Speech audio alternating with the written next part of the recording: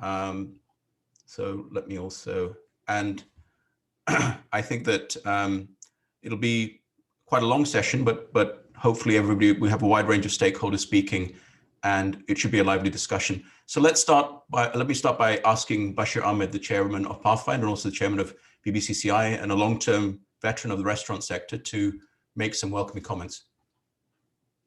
Thank you very much. Thank you, Ifti. Distinguished panel speakers, participant, a warm good afternoon from London. It is a great pleasure and privilege to welcome you all at the second webinar of Digital Entrepreneurship Platform of Pathfinder.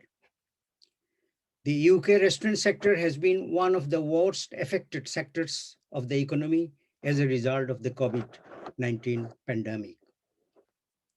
Today's call is all about the digital transformation and the post-COVID recovery for the restaurant sector. Pathfinder is a social enterprise platform helping to catalyze innovation, growth, and business opportunities for the present and next generation of the technology entrepreneurs. Our restaurant sector is in a dire need for the digital transformation.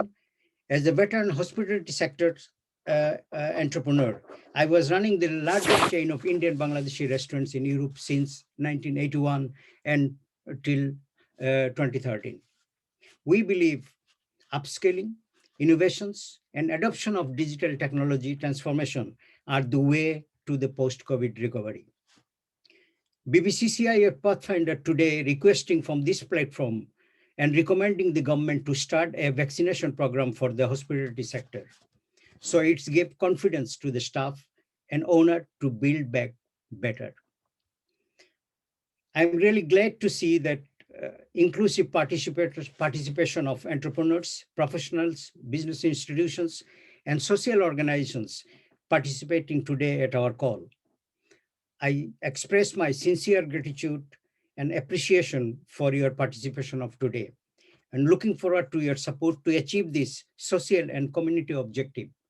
I thank you all. We are now opening the floor for our moderator, Ifti Islam, the dynamic CEO of the Pathfinder Hub.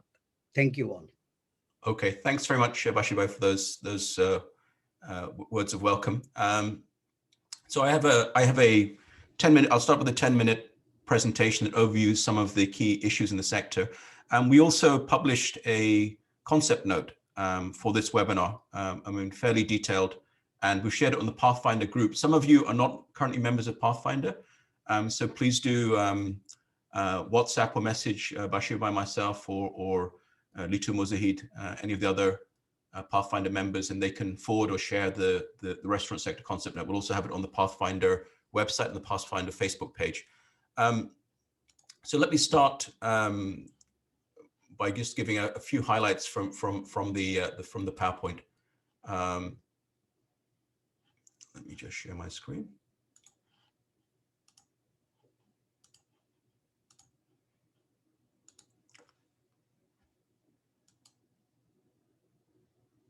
Okay, start here. So if we start, the restaurant sector is all of you don't need me to tell you, it's been one of the worst hit sectors in the economy. I think dining in is inherently a social activity. So a combination of lockdowns and social distancing has decimated the sector. But we believe that, there's an expression from Winston Churchill, never let a good crisis go to waste.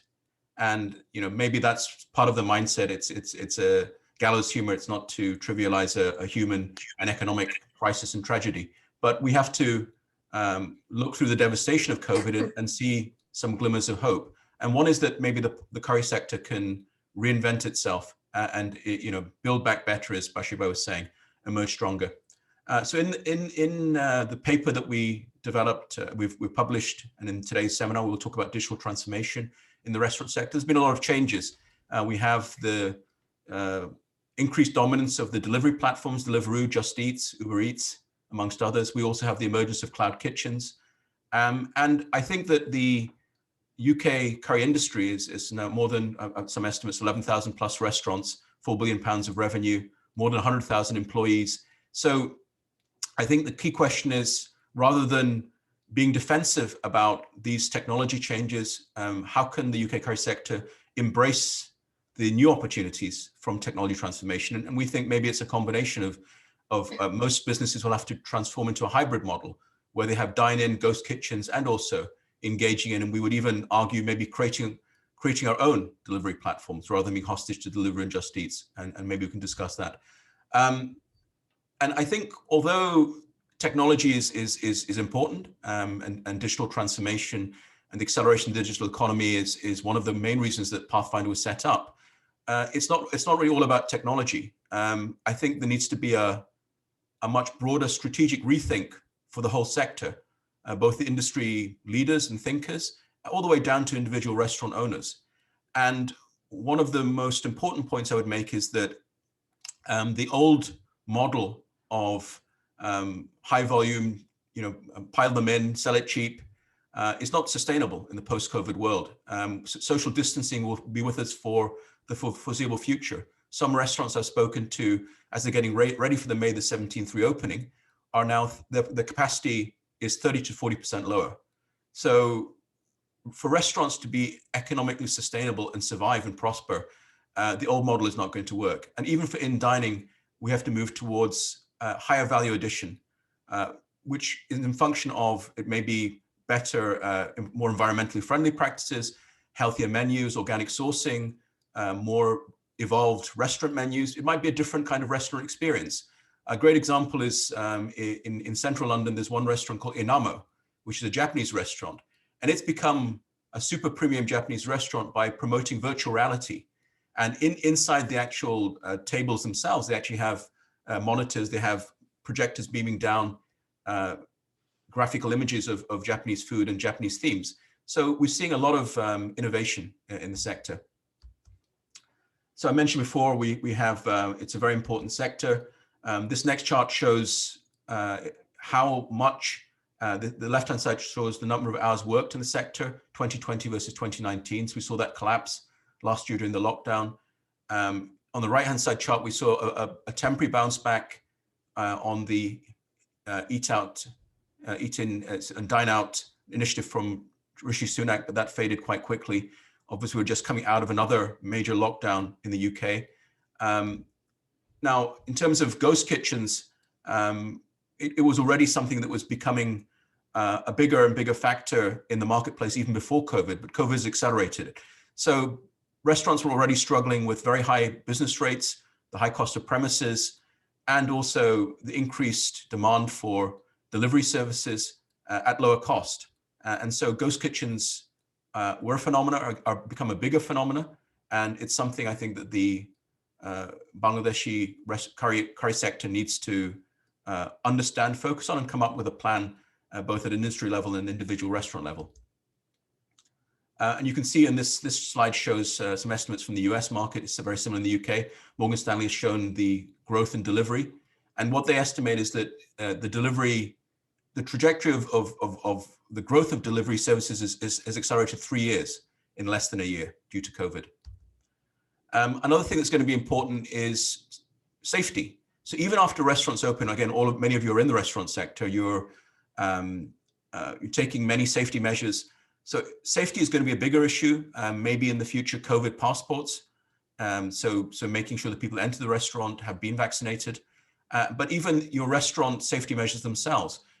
One thing that's very important is to take those measures. The second thing that's important is to communicate. So restaurant safety will become another important element in your restaurant offering and your restaurant differentiation.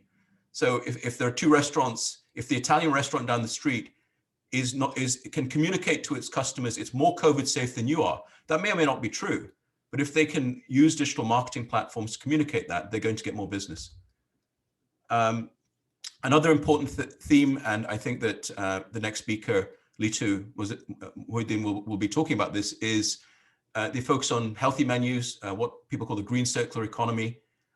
So this is important because it's quite clear that those who suffer from diabetes, heart conditions, or overweight, the death rate amongst those who have chronic conditions is much higher from COVID.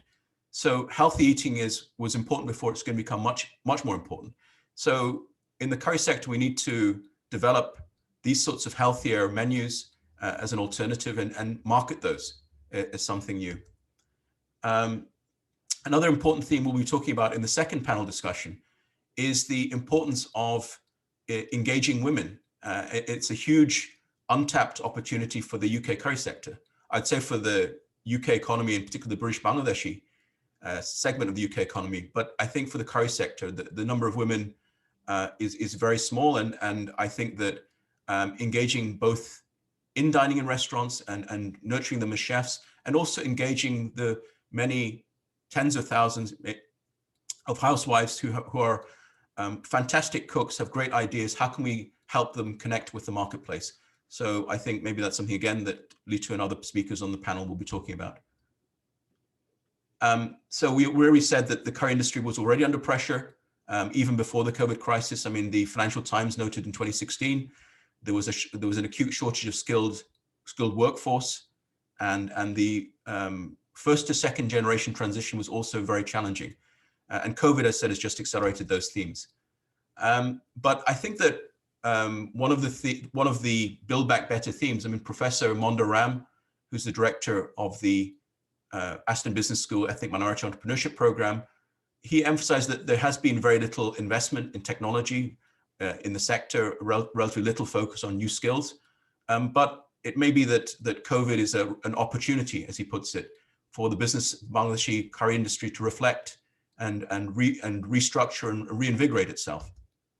And as Bashir Bhai has also highlighted in participating in a recent Runnymede report on Brick Lane, that the curry industry needs to reinvent itself.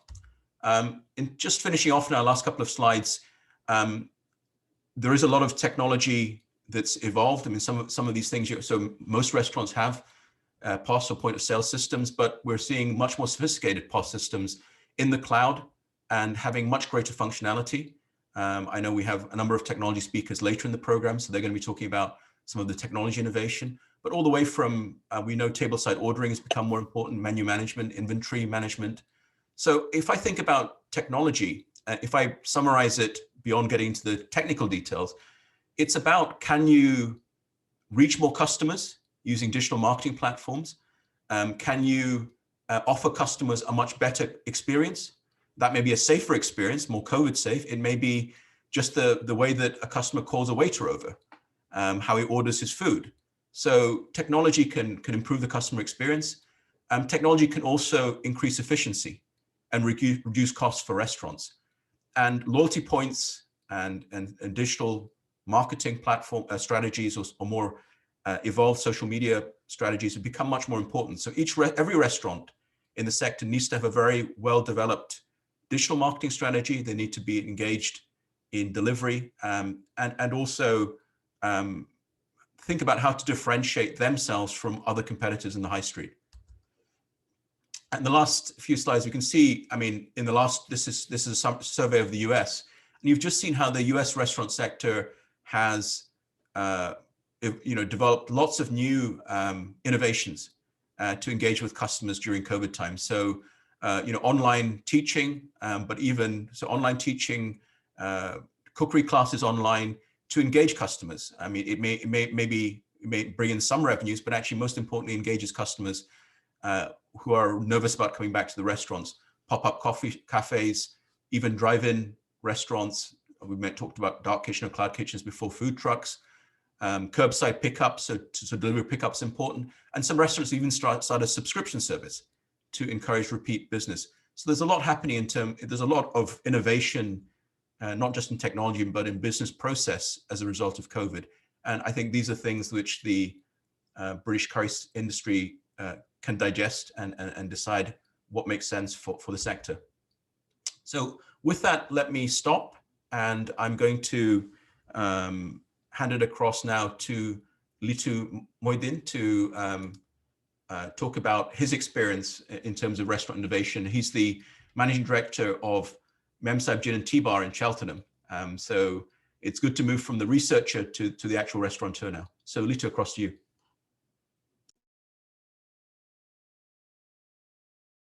Hello, Tibai. Thank you very, very much. This is brilliant. My objective was today to reimagining the British Bangladeshi curry industry. It's a very interesting challenge and lovely challenge to understand what we can do better. I can only share our experience, and our experience is a mix of mistakes which we made, and then we learned from there. So what we did, we opened a restaurant in 2014, and we named this restaurant East India Cafe. So we didn't want to have a restaurant which is another Indian restaurant where we will be selling the same style of food. So we thought, why not actually thinking about the British, when the British ruled India and the amalgamation happened with Indian, Mughal and European cuisine. And that's how the East India Cafe born. It was a very, very hard actually to find a chef like that who has knowledge and understanding and can amalgamate those cuisine together and create a seasonal and sustainable menu. So we had to jump in the kitchen and became cook, then followed by chef. There is a very big difference between those two terms. And it took us nearly 3.5 years, and we the restaurant became very, very, very successful. So that one other thing we did is create a master class, because we've been learning from our experience going into the kitchen and cooking, and that master class, that knowledge sharing with that master class, and at the same time training that staff, the kitchen porter became cook. That's a natural progression in our curry industry as well. And those employees then gave us some more bandwidth and breathing space to open another venture, and we named it Mem Saheb Gin and Tea Bar. So when we talk about British Raj cuisine or Anglo-Indian cuisine or British Raj, what we always see is a masculine form of Raj. So we always talk about men. How can we actually talk about the women who put their time, resource in the development of Victorian era and a Victorian empire, most importantly. And then when COVID hit, we sold our East India Cafe. It was a very good exit. And then followed by, we thought, how can we actually engage our customer with that Memshab Gin and Tea Bar and communicate with them. So recently we launched a crowdfunding campaign, which was absolutely successful, and it's quite phenomenal because the crowdfunding campaign now gave us the next 4 months of reservation. So we got a waiting list because we created that crowdfunding campaign. It's not a lot more of raising funds, but is more about communicating and engaging with that customer. So with that knowledge and experience, my next stage would be, how can we actually reimagining the Bangladesh curry industry? And I think we need to take a sustainable approach. Now, what are those sustainable approach? How can we take this sustainable approach? This curry industry is, as Iftibai mentioned, 4 billion pound worth of market. And this has to go through a very simple change process, but it is a lengthy change process. But sooner we do, better that would be. And that change process will have to come together to make those changes, and what those changes, how that restructure can actually work. So the first of all, we started with menu. Now, this how it looks like as a traditional Indian restaurant menu. This it's a time to change this style, because we know we did it very, very much as some percentage of generation like this sort of menu, but the millennium and I generation, they probably not buying this as a concept. And if you see this menu, this is the only one page, you got another page on there. So out of this menu, you can actually create approximately 200 dishes. It is quite impossible to actually think that how can a restaurant create that many dishes with a limited time availability as well. So that puts a sort of negative impact to those customers who think, oh, it's not going to be fresh. So we'll have to come out from that. How and what will come out is needed to have a informative and a story-based menu. So every dish we do, we can create a story, and that story could be our story, that how we created this dish, why did we create that dish, and it has to be seasonal, healthy, and a lot of nutritious value need to be put in that whole dining experience. In terms of a pricing, this is impossible that we can sell a king prawn dish with a very less GP on there. So we'll have to improve that, understand that GP, how that the gross margin works. And it don't need to be, or nobody needs to be an accountant to do that, but there are a lot of facilities online on Google, and you can just find out GP calculator, and you will definitely give an idea of the cost of production. Followed by the protein availability. We do only chicken, lamb, and king prawn. That's the availability. And vegetables, of course, that vegetables are mostly frozen. We'll have to think about how can we do a bit of a scallop. How can we do John Dory sort of fish, a different type of fish, different local sustainably caught fish and proteins, of course. In terms of the menu, simplified and short, we need to create testing menu. So what is testing menu, and how can we actually create testing menu, and how does testing menu as an experience work? So at our Memshaheb Gene and Tea Bar, what we do, we have the two type of like, we have a la carte and testing menus. So there are a number of testing menus we have, from vegetarian to non-vegetarian to gluten-free, vegan, and we have afternoon tea. So the testing menu style is you have a simple but short menu, and you try to give the tester of each and every item of your dish to your customers. So if you have 6 starter, 6 main, 4 dessert, and that was the menu of East India Cafe. And if we change it seasonally and occasionally at the same time, then you can amalgamate those smaller items to your testing menu. And it has to go through an experience. What do we mean by experience? So our testing menu paired with the drink, and it has a lot of story with that. The experience would be, as soon as a customer coming in, we can do so much things with the low cost items, such as a welcome drink very quickly. So it could be a chai-based or tea-based pre-made welcome drink, and that gives something to customer think, oh, what next coming? It's a surprise. Followed by, you can do an amuse-bouche, an appetizer, and then slowly that testing menu follows. And most important thing we did, and it was very, very successful, in between the testing menu, we provided turmeric matcha sorbet to clean the palate as a frozen sorbet, clean the palate, and it gives a little bit of time, and it buys time for a production in the kitchen. So if you have a 30 testing menu order in Friday or Saturday evening, you will have to distribute it and understand the capacity of the kitchen and how they can actually produce all of it. So this is the reinventing strategy. We can take that sustainable approach, provide an experience-based menu, and started working on that. And it will evolve as it go along. The next one is sourcing. Now, what we historically do, we like to, of course, there's a far-flung spices and all the things we needed to get it from Asian grocery, but there is a great value by buying local. And when you buy local, business improves. How business improves? Because if we buy from a local vegetable supplier, which is our experience, they come with their family to eat in our restaurant. So probably it is a little bit expensive to buy it local, but it actually pays back, and it creates a community, help that environment at the same time. And most importantly, we actually get a lot of application from those suppliers, relatives, friends. They look for a job, apprenticeship, and we recruit them, and they come back to eat with their friends and family as well.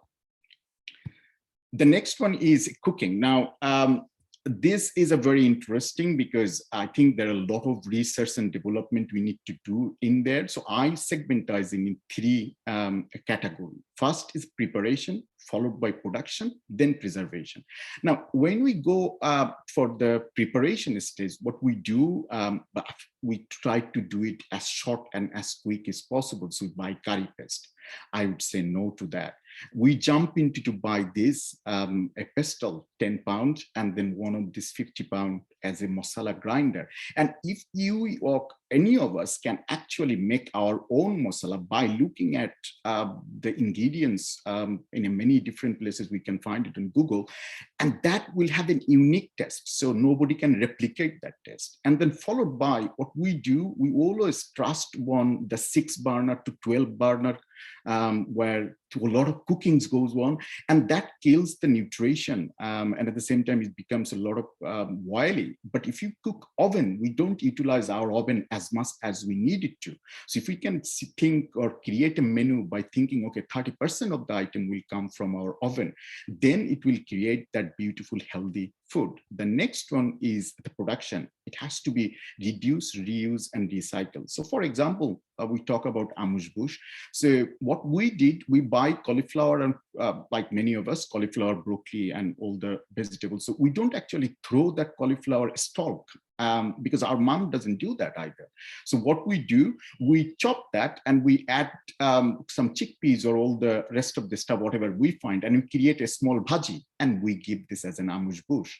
The key to success for this production facility is a recipe standardization. So it has to be a recipe standardization, because how many times we heard from our customer, oh, did you change your shape? That shouldn't be the case. We have to actually find out how we cook, and consistently how can we deliver that. The next one is what we do historically, and we made 4 billion pounds out of that, is a bulk chicken, a cooking, and a lamb, and then we have a gravy, and then we add our spices to create a curry. Now, it's a very hard to distinguish two different curries when we're eating together in a traditional Indian restaurant. I think we can make 8 billion pound worth of business or market by reinventing and going to different studies, such as let's marinate. Marinate is a quite phenomenal thing other than cooking and leaving it on there. So marinate, vacuum pack. You don't need a vacuum pack. I'm not coming up with a lot of expensive equipment that you need to produce that. It's a simply marination, and chef would know. They would go to the YouTube, look at the recipe, and they would understand very quickly because they have that cooking skill. And the most important one is your consistency. So if you have that cooking and marination strategy, and then you have a recipe standardization and thinking about reuse, reuse, and recycle, and then amalgamating your masala, completely different what we produce, and then at the same time taking a lot of support and help from the oven-based cooking, and that will absolutely be quite phenomenal in terms of the menu, to create that menu and the taste and the consistency, of course. Now, another restructuring stage we need to do is look after our people. And now, how do we look after our people? We need to improve our culture. That is mandatory. That is inevitable in order to get that big market share. We need to have an open recruitment policy. We always wanted to recruit Asian, Bengali, so that we can communicate with them better. Maybe this is our weakness, but we can definitely make that weakness as our strength, and we do open recruitment. Health and well-being for staff is the most important as well. We need to engage our staff and make sure they don't work 6 to 7 days, and get that well-being training and understanding on that. And we have sort of a small, well, it's a bad practice that we don't share our tips. Not all, I'd say, some of us. And the wages are low as well. So that we need to look at, because if your price is low, your wages will be automatically low. If you understand the price correctly, then you can definitely pay good to your staff, and encourage women employment along with that. Now, what we in culinary hospitality, what they say guest, they don't call this as a customer. Now, there are significant difference with the guest and customer, because if you are a customer of, or I am a customer of Tesco, so we can go to Tesco, we get a little bit of service and we come. If service is no good, then we don't complain about much. But if we go to a restaurant and if we sit and if we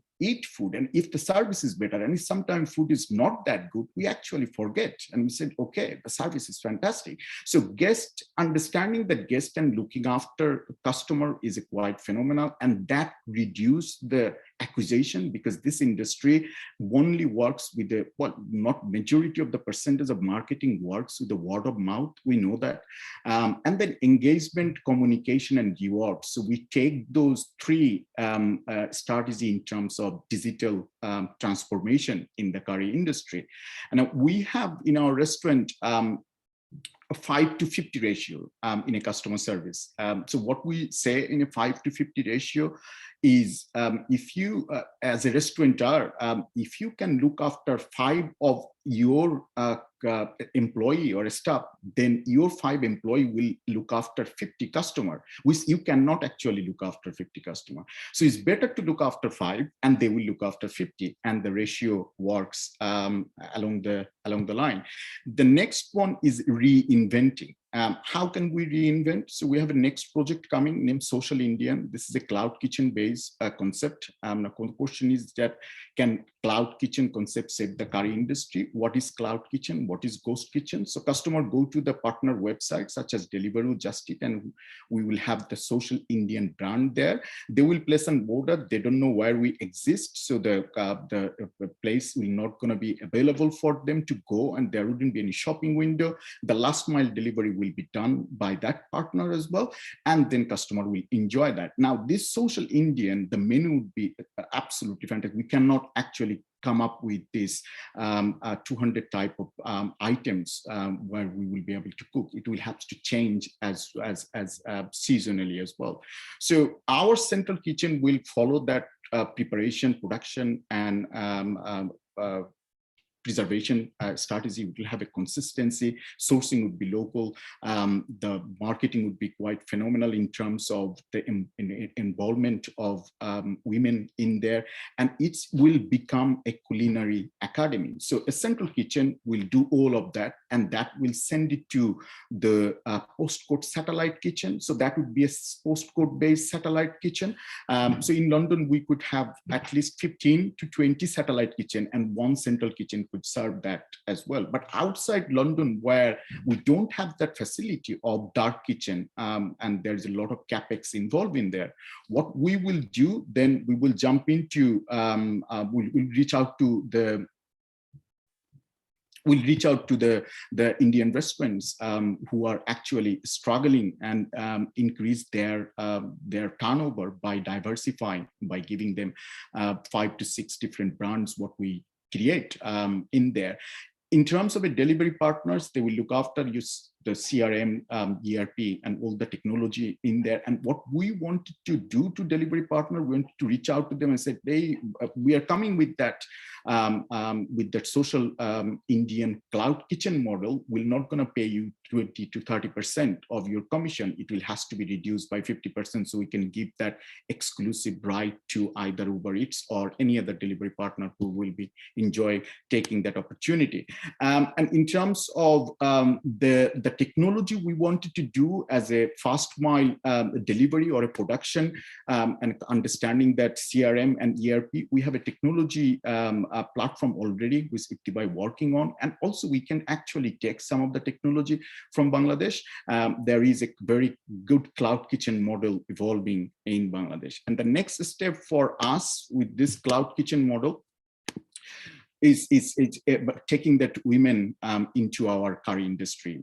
So the cloud kitchen and social Indian model would be the women will help women, and they will be trained by that women in the central kitchen, and then they will go to the satellite kitchen to prepare that food and add that value for that last mile delivery. Is yet to finalize how we can formalize that, but there is an opportunity to do so. The final one, as it says, Boshibai and Iptibai, and I quoted it from the great report Iptibai created, this is on our website, is in order to build back better for UK curry industry, we all need to come together, and this is the time.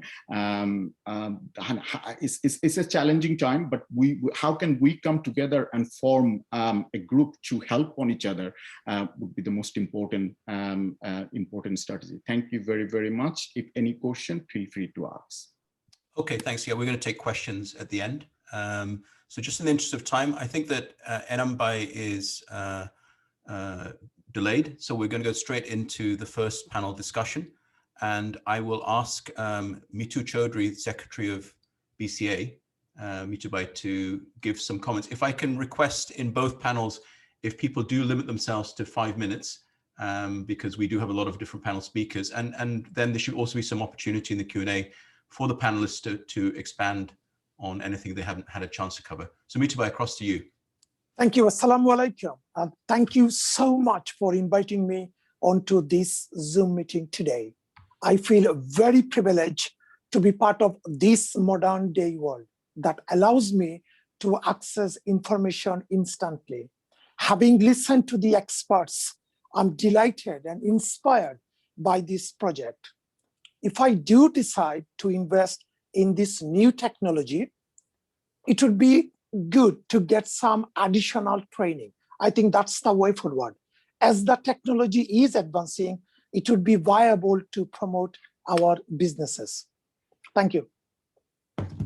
Thank you very much, Mitubai, for your comments. Next, we'll move on to Abdurrahman Shimu, Chairman of the Caterers Association UK. Shimu bhai.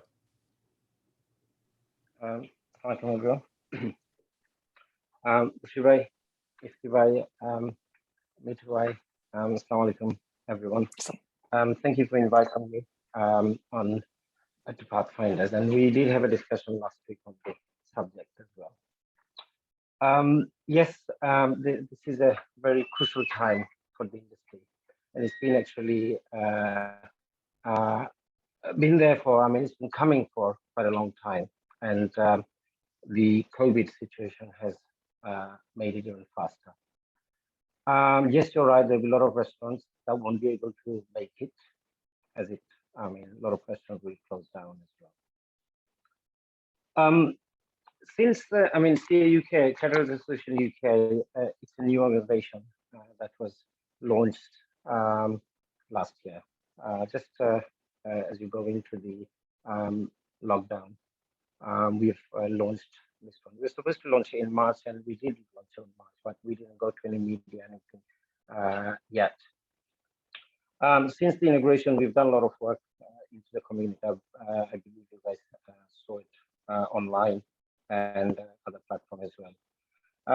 The reason that we have come up with it, there's a BCA. I'm actually one of the founder member of the BCA as well. But what we did was Catering Association is there because of BCA and BCA. And I believe that there are a lot of young generation that who are out there, restaurant owners. It's a huge number out there, and they want the platform. Hence, we have come up with the Caterers Association. We've got members from different sectors like Chinese, Malaysia, and other sectors, including our sector. One of the main things that we have since integrated that came to us as a obstacle within our industry was the 32% or the 15% the delivery companies or the food ordering platforms were charging. In our first 6 months, I think it was in the 4th month that we sort of tried to contact with Just Eat, Deliveroo,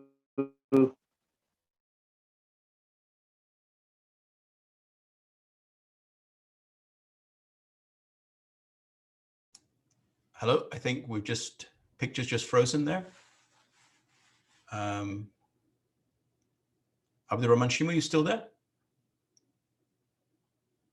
Okay, maybe some connectivity problem maybe. So, okay, let's move on. We'll come back to Abdurrahman Shimu afterwards. I think Salim Chaudhary is not been able to join us yet, so we'll move on now. Although I saw that Nahaz Pasha of Curry Life magazine has managed to join. So Nahaz bhai, would you like to make some comments?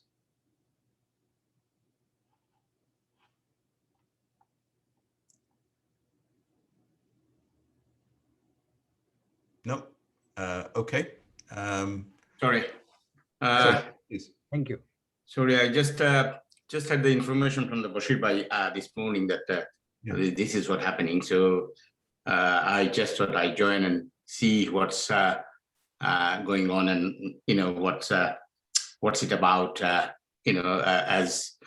As journalist, I always interested to find out what's happening in the and as you all know that our background, my background is just running several magazines, Curry Life, Curry Chefs, and World Food Life, 3 food magazines. And so just listening to you and see what's happening in the industry. But this is one of the things you are talking about, technologies. I mean, this pandemic has really, really taught us restaurants that there is no other way but going into modern technologies, because the first, when it's hit, restaurant felt, well, we are out of touch with customers and everything. Takeaway, which they were doing online or in some different platform, they benefited out. And then the whole year, I have, as magazine, I have been finding out, how people are doing, and the whole year has changed. And if you see, the company like Just Eat, Deliveroo, and others, they are making so much money. Their businesses has grown so much that's unimaginable. I wish some of our Asian company or some of our Bengali company would look into these long before, and could, benefit the restaurants and others. I mean, some of the companies just came and go, and I don't know why. So anyway, I think it's never too late. We should look into this, and everybody, every tech companies. I mean, they started small, grows. Who knew about 10 years ago? Just like WhatsApp, nobody sends text nowadays. It's just WhatsApp. Anybody sends text, nobody sees on the other side, text. They just see. They're just depending on WhatsApp.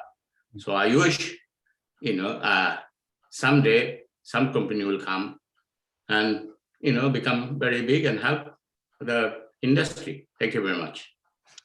Thanks very much, Asha Bhai. And I think that one important thing, I just listening to your comments, I'm reminded there's people know about King Canute turning back the waves, or sort of head in the sand.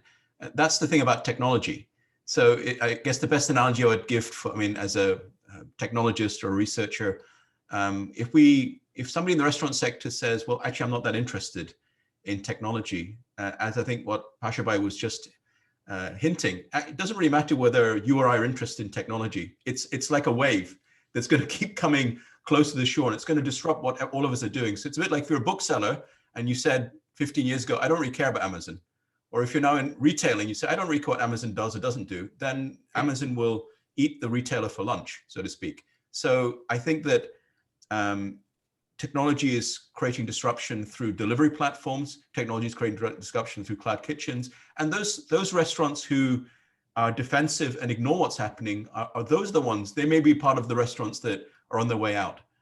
Those who, as I said, embrace and see the new opportunities from digital disruption and transformation may find a new business model in the way that Just Eats and Deliveroo and others have emerged. And another important point is that I wrote in the report that and at the launch event we said the same thing, the Pathfinder launch event on March the 22nd. We said that if we talk about Deliveroo or Just Eats delivery platforms, we don't lack financing or scale with 11,000 restaurants or even technology. What the British Bangladeshi community lacks is collective partnership, vision, and determination. And hopefully between all of the esteemed organizations on this call, Pathfinder and others, we can come up with that collective vision. So speaking of delivery, let me now bring in, we have now Abdul Haq from Catering Circle is Abdul Bhai, and then we're going to come to Salik of Chef Online. So is Abdul Haq there? I think just, yeah, that's great. Yeah, he's in. Balasuni Bhaiya. Thank you. Thank you. Thank you for inviting us or inviting me. There are a lot of good things came from this presentation. I'm just going to quickly go through a few points I made. The menu innovation, of course, is very important, and 200 items just doesn't work. We've got to work out simpler menu. Obviously, you got competition, so gross profit, the way you want to calculate is just not going to work. So the way we've promoted in Catering Circle or over the years is to come up with your own signature dishes. So you do a plated kind of dishes, which you beat your competition and make sure it's good, marketed well, and the other items you put as a favorite. So you cannot, the customer has the right to choose different businesses. So all of a sudden, if you increase your price, there will be a lot of side effects.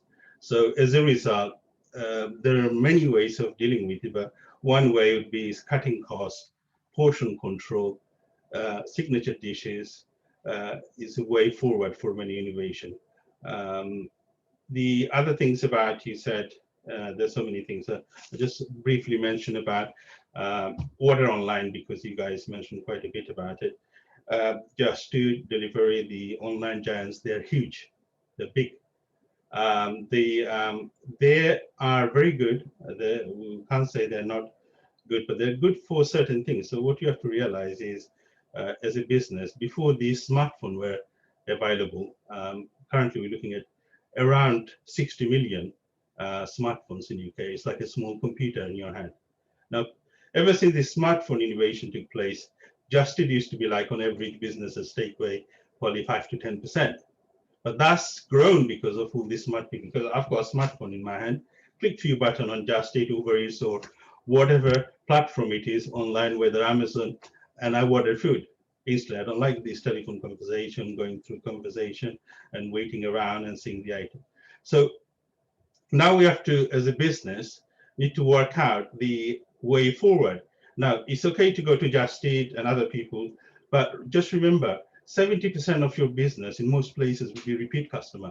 It's your local customer, because you're delivering to 3 to 5 mile radius, maybe 7 mile radius. It's your local customers. So just to bring new businesses and taking 15%, 20% commissions, or whatever it is fine. But what about your 70% repeat customer that very soon goes into Just Eat or other platforms, since you don't have your own one? And that way, every £1,000, you are giving £700 to these online giants. That's totally unnecessary. And that where you can save.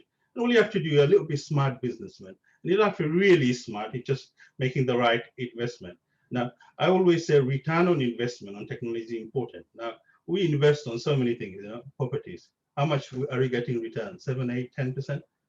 But in something like order online or ecosystem or the technology, the return is huge. £1,000 investment a year on order online, you could save on average 5 to 10 grand, which is 500%, 1,000% return.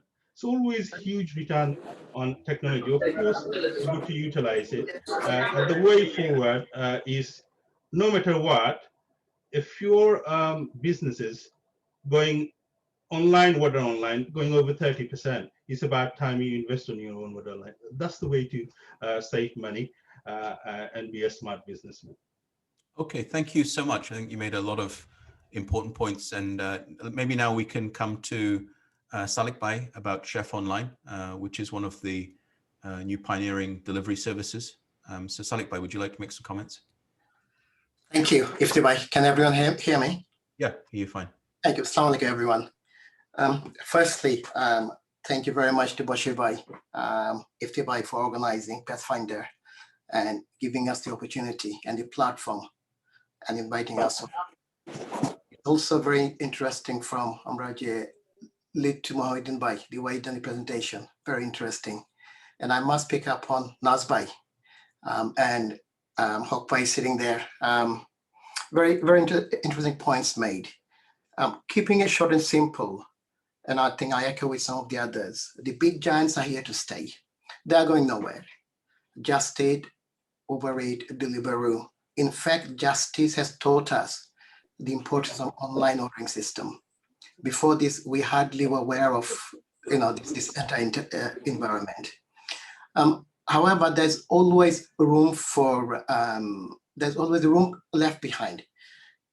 Even whatever Just Eat, Deliveroo doing, but every individual business have to have a business model, and I echo with Hokpai as well. We need to adapt. We need to embrace technology. Unless we do this, we are missing out on a lot of areas. And there's another point I'd like to make is, I think someone mentioned, our client base are almost 70, 80%, 90% regulars in most cases. What we are doing is we are doing a lot of marketing. We are putting a Just Eat sign on our door. Next time they're coming in, the same client, your client, they're ordering through Just Eat. And that is because not many of us have invested on our own system. And investing on system is not as expensive nowadays. Technology has become a lot cheaper. One of the other areas we are failing to notice is many of us don't realize the importance of getting a presence online. This is where we are lacking very much. And what we've realized is anyone investing on online PR, online marketing, they are definitely seeing the difference.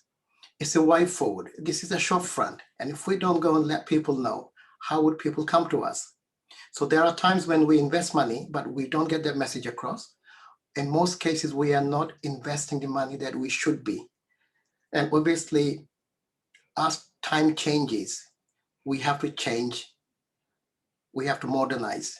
And that is also very, very important that many of us are not realizing, or many of us are not doing. And what I've noticed as part of Chef Online, and we did the Art Award as well, we visited around the country, we visited many places, many restaurants. What we've noticed is anyone who is investing, they have better chance of surviving than anyone just sitting there with 70s menu and decor. They are dying without realizing. This is like just a drop feed, and they're losing a client gradually and slowly, and before they realize it's too late. So, I mean, we all need to embrace technology. We need to modernize, and we need to look to the future of how we can improve our business. Especially, we all need to have a business plan. We all need to have a marketing plan. That is very, very crucial. Without saying much, I just want to, again, thank Bashir Bhai, Ifti and everybody else for organizing this wonderful initiative. And I think, rightly said, we all need to work together. Can we become the likes of Just Eat Hungry Hours? It's a big question mark. It's a big if, it's a big dream, but we all can move forward smartly. We all can improve our business just by making little changes, small changes. I don't want to take too much time. Thank you very much, everyone. Good luck and best wishes with whatever everyone decide. And we will be with you and much as we can, and we'll help you all the way through to make this a success. Thank you. Assalamu alaikum. Thanks very much, Sadiq Bhai. Well, I thought those were excellent comments, and in a short time, you covered a lot of very important issues. So let me reiterate and amplify some of the things that you said. So firstly, digital presence is very, very important. And in the old world, in the pre-mobile digital era, we would invest a lot in press, in newspaper adverts or TV adverts or radio adverts, billboards, and so on, and so flyers. People would go around pushing flyers through people's letterboxes. So in the digital world, we have to have a similar digital marketing strategy. And one quick, sometimes people say to me, well, maybe Bangladeshis are not that good at digital marketing strategies. And actually, I completely disagree. One quick statistic, maybe not all of you are aware, that Bangladesh is the second largest drop shipping country in the world. There are 70,000 drop shippers from inside Bangladesh. There is one example of a person sitting in Bogra in the village who is buying Chinese Wi-Fi routers in China and selling to Chinese, sitting in Bogra. And I asked him, you don't know how Chinese, how do you do that? He says, oh, I use Google Translate. So actually genetically Bangladeshis find a way to do business, and actually many tens of thousands of people are making a lot of money. This guy is making 3 lakhs per month sitting in his village in Bogra, selling routers to Chinese. So we actually have a huge resource and capability. We can connect digital marketing experts from Bangladesh to the restaurant industry in the UK.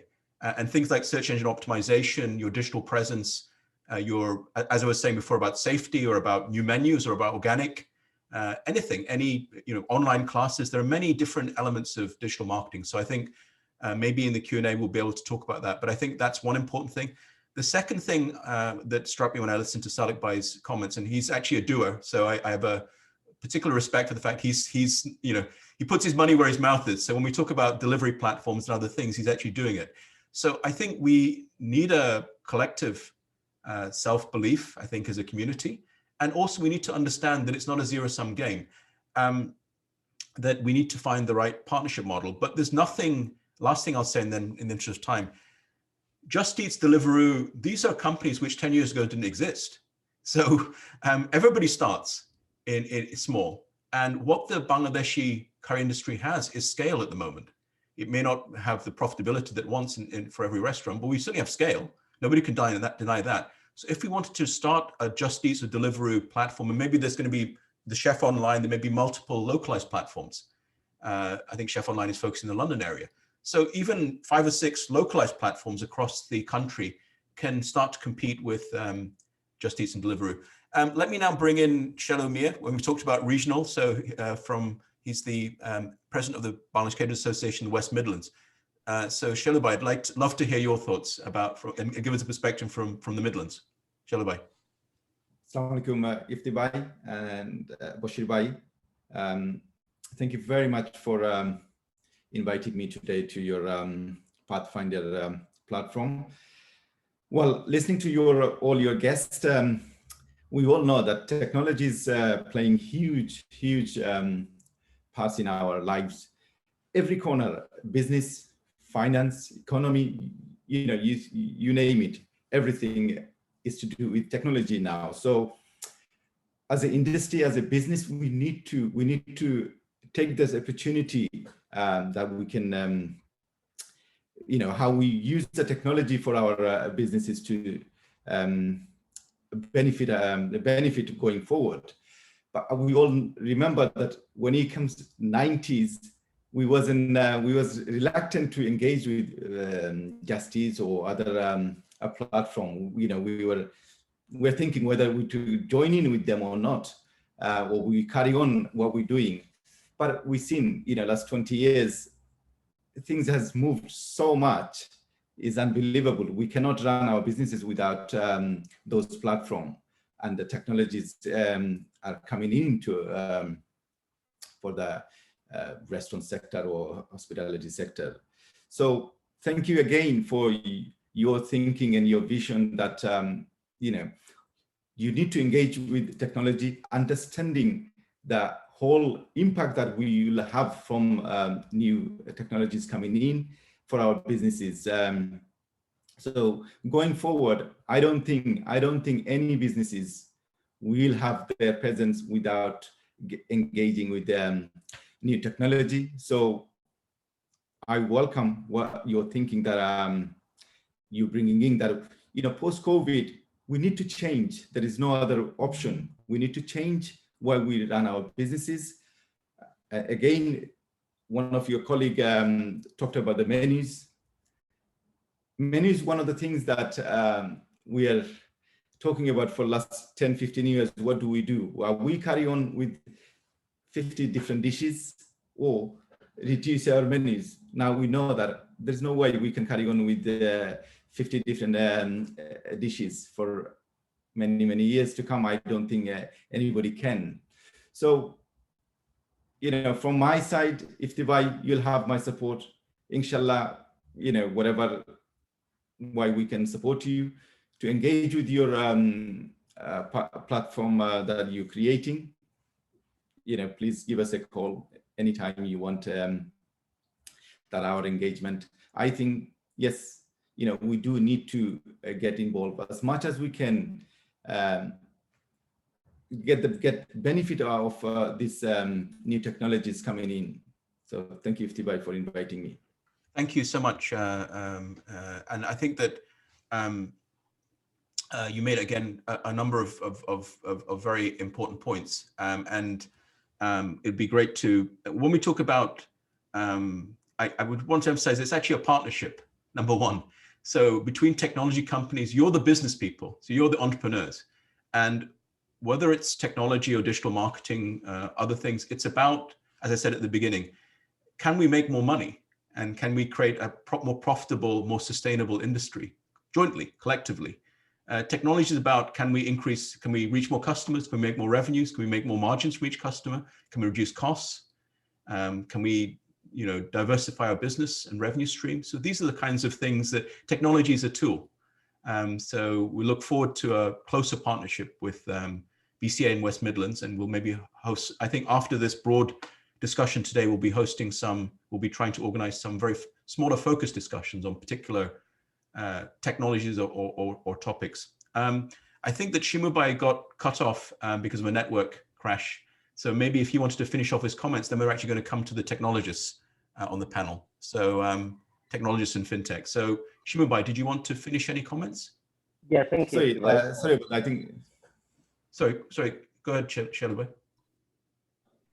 Is my connection gone off for a second? Yeah. That's fine, carry on. Yep, sorry. So Shimubai, do you want to go on? Yeah, thank you, Iftibai. Pasha bhai, Sadiq bhai, assalamu alaikum. Yes, basically what I was talking about, we actually, the point I'm coming to is like Deliveroo just eat the percentage that has been charged. So what we did was we wrote to them to ask them for a better deal for the restaurateurs or the industry ourselves, our industry. So basically, there wasn't any response from them. So what we did was we managed to shut down 52 of the restaurants back in June, July last year for a week by boycotting Just Eat and Uber Eats.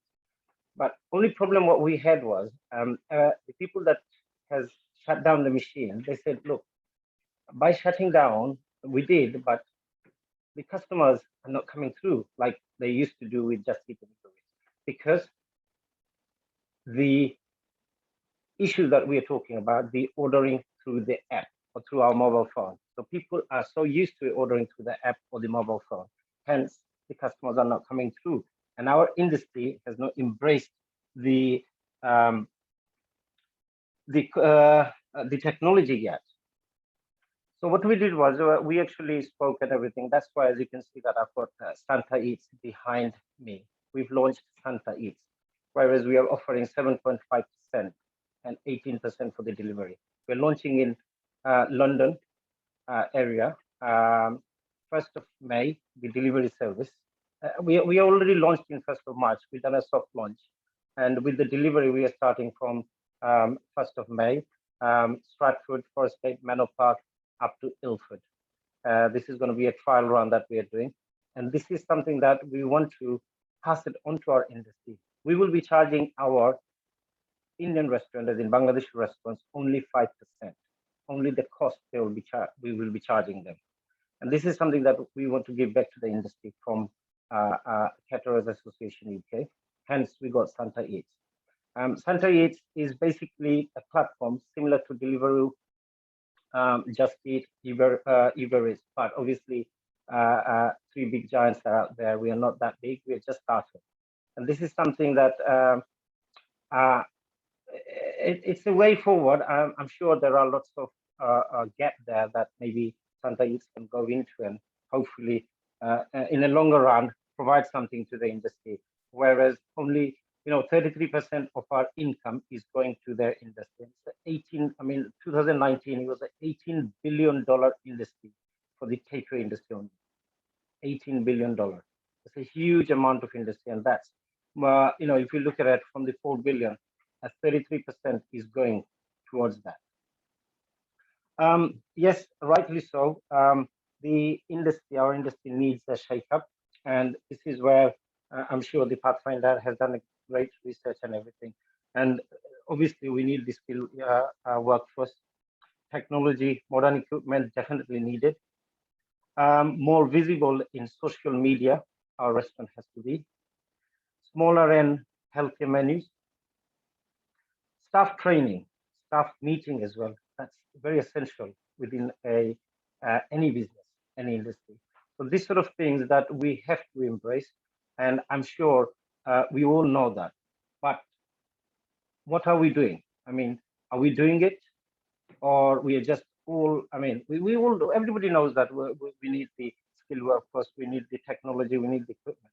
But we are actually afraid. We have spoken to so many people, and we are afraid to come out from those so-called big ones, and have their own website with their own ordering system. We are scared, and this is something that Pathfinder, like Bashir Bhai, everybody, we need to come out and speak to the people, and embrace that. The social media that's out there, everybody's there. I mean, out there, we can do it ourselves. We can have our own website where order can come through our own machine. As everybody said, that 80 to 90% is our regular customer. So yes, thank you very much, Ifti, for bringing me. Yes, because also I forgot the ghost kitchen and the cloud kitchen is definitely a goer. This is something that we need to talk about more and let people know how does the ghost kitchen work. And I'm sure people will embrace that. Okay, thank you very much, Ifti, for letting me. Thanks very much, Shumibai. I think that, again, I appreciate, I'm very encouraged by that you've taken the initiative with Santa Eats, because again, talk is cheap, as the expression goes, and I'm really glad that you're moving forward. And as I said several times, we don't lack on this call today, and within the Pathfinder network, we have quite a few technology companies, and they'll be speaking in the next session. So we have digital marketing experts. I mean, we delivery platform technology infrastructure experts. We have fintech experts, order management system. So actually, even within the Pathfinder network, we actually have quite a few technology companies that can actually, and it's about partnership. It's not about us competing with you. I mean, if we talk about Deliveroo, Just Eats, and others, I think I think we need kind of 10 Santa Eats, maybe by region. So I would suggest you need to have a discussion with Shalomir in Birmingham, and some of you in Manchester, and in I think also with Moslek Uddin in Western Supermare and in that part of the country, the Southwest. So I think if we can think about 5, 6, 7, 10 mini Deliveroos, that becomes the Deliveroo competitor, and each of them can cross-fertilize. Each of the catering associations regionally can start thinking about it. And we actually probably have more dynamic and faster technology than Deliveroo and Just Eats. They're very big companies. And even on marketing, yes, they have huge marketing budgets, but if we start putting our collective efforts into marketing, so rather than having 20 restaurants or 50 restaurants with their own marketing campaigns individually, can we combine and have a focused marketing campaign? And increasingly, it's about, in the digital world, yes, you need a budget, but actually the budgets are much lower. It's about innovation and thinking outside the box. That's how you make a digital impact. You make an impact for marketing.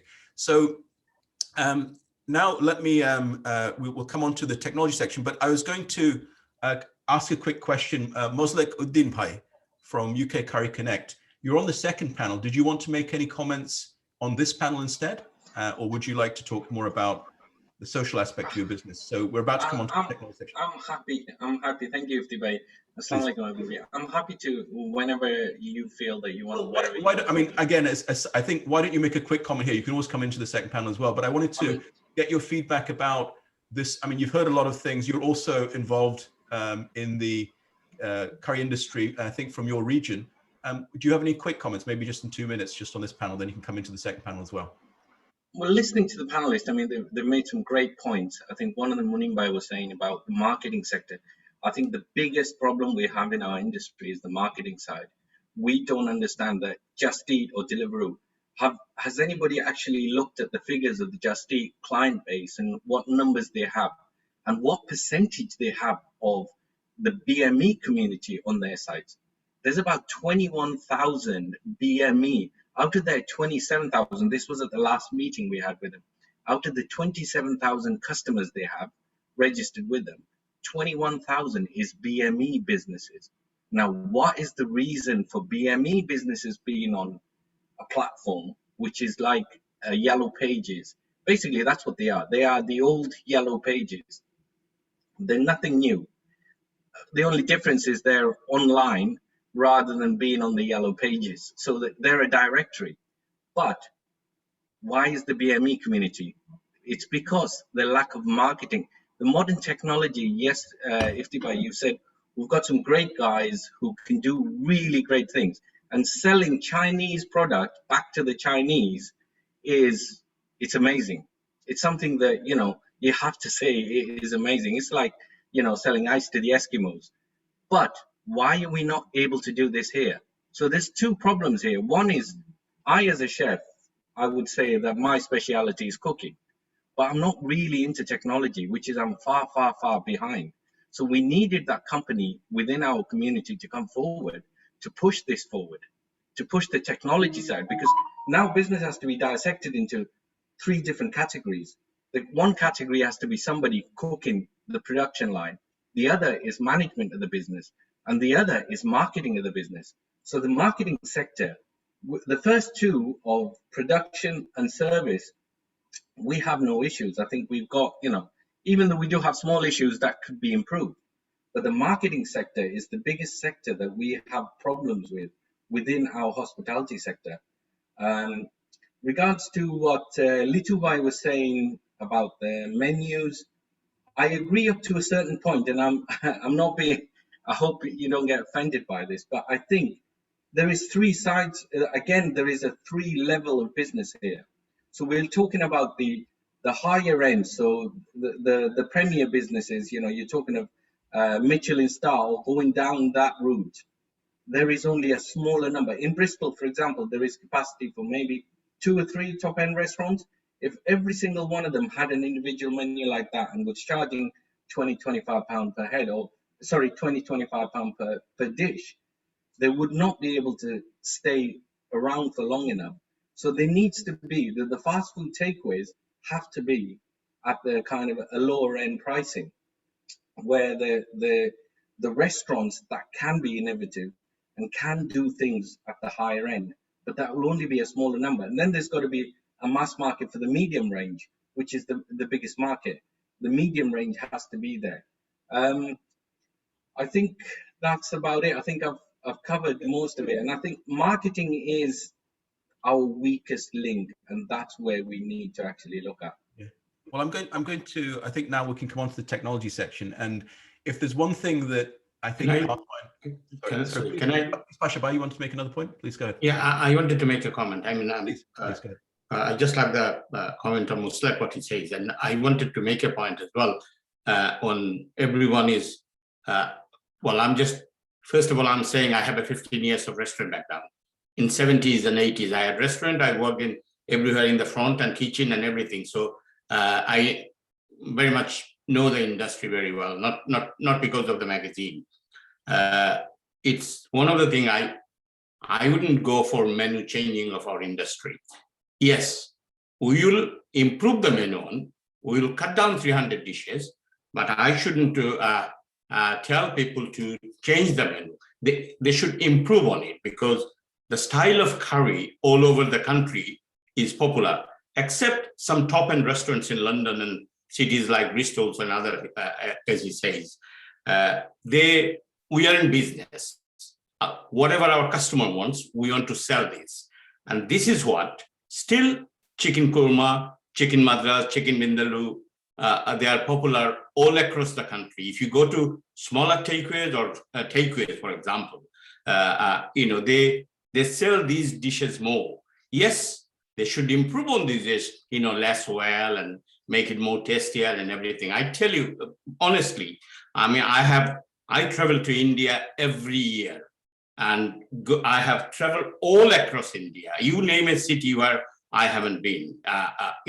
We did event in India and everything. And whenever I go there, I stay 2 weeks, 3 weeks, and for events, and I crave for my local restaurant curry after eating in these 5-star hotels or even in restaurants. I got so much experience in this. I went to a restaurant in Yorkshire. I took a friend, a Michelin star white restaurateurs for dinner, and went to this restaurant who owned by an Indian guy, and he used to sort of work in Taj, and knew him from quite a few years. And so went to that restaurant, had a dinner, and he said, "Pasha Bhai, what's wrong with this beautiful restaurant and everything? It's in Yorkshire. What's wrong with my business? I don't know." I said, what is it? Say, "I've got beautiful restaurant, I've got everything. We enjoyed the food anyway, but I had my white Michelin star chef with me." Said, "Every time customer comes, they said, 'Can I have chicken madras? Or can I have chicken vindaloo or chicken kurma or whatever?' But my chef, who is an Indian, he doesn't know the style of curry, in all the curry houses style. And so I'm struggling to increase my business." I say, "Well, you've got to have a Bengali chef." I tell you another example. A restaurant, he has four restaurants, top chefs who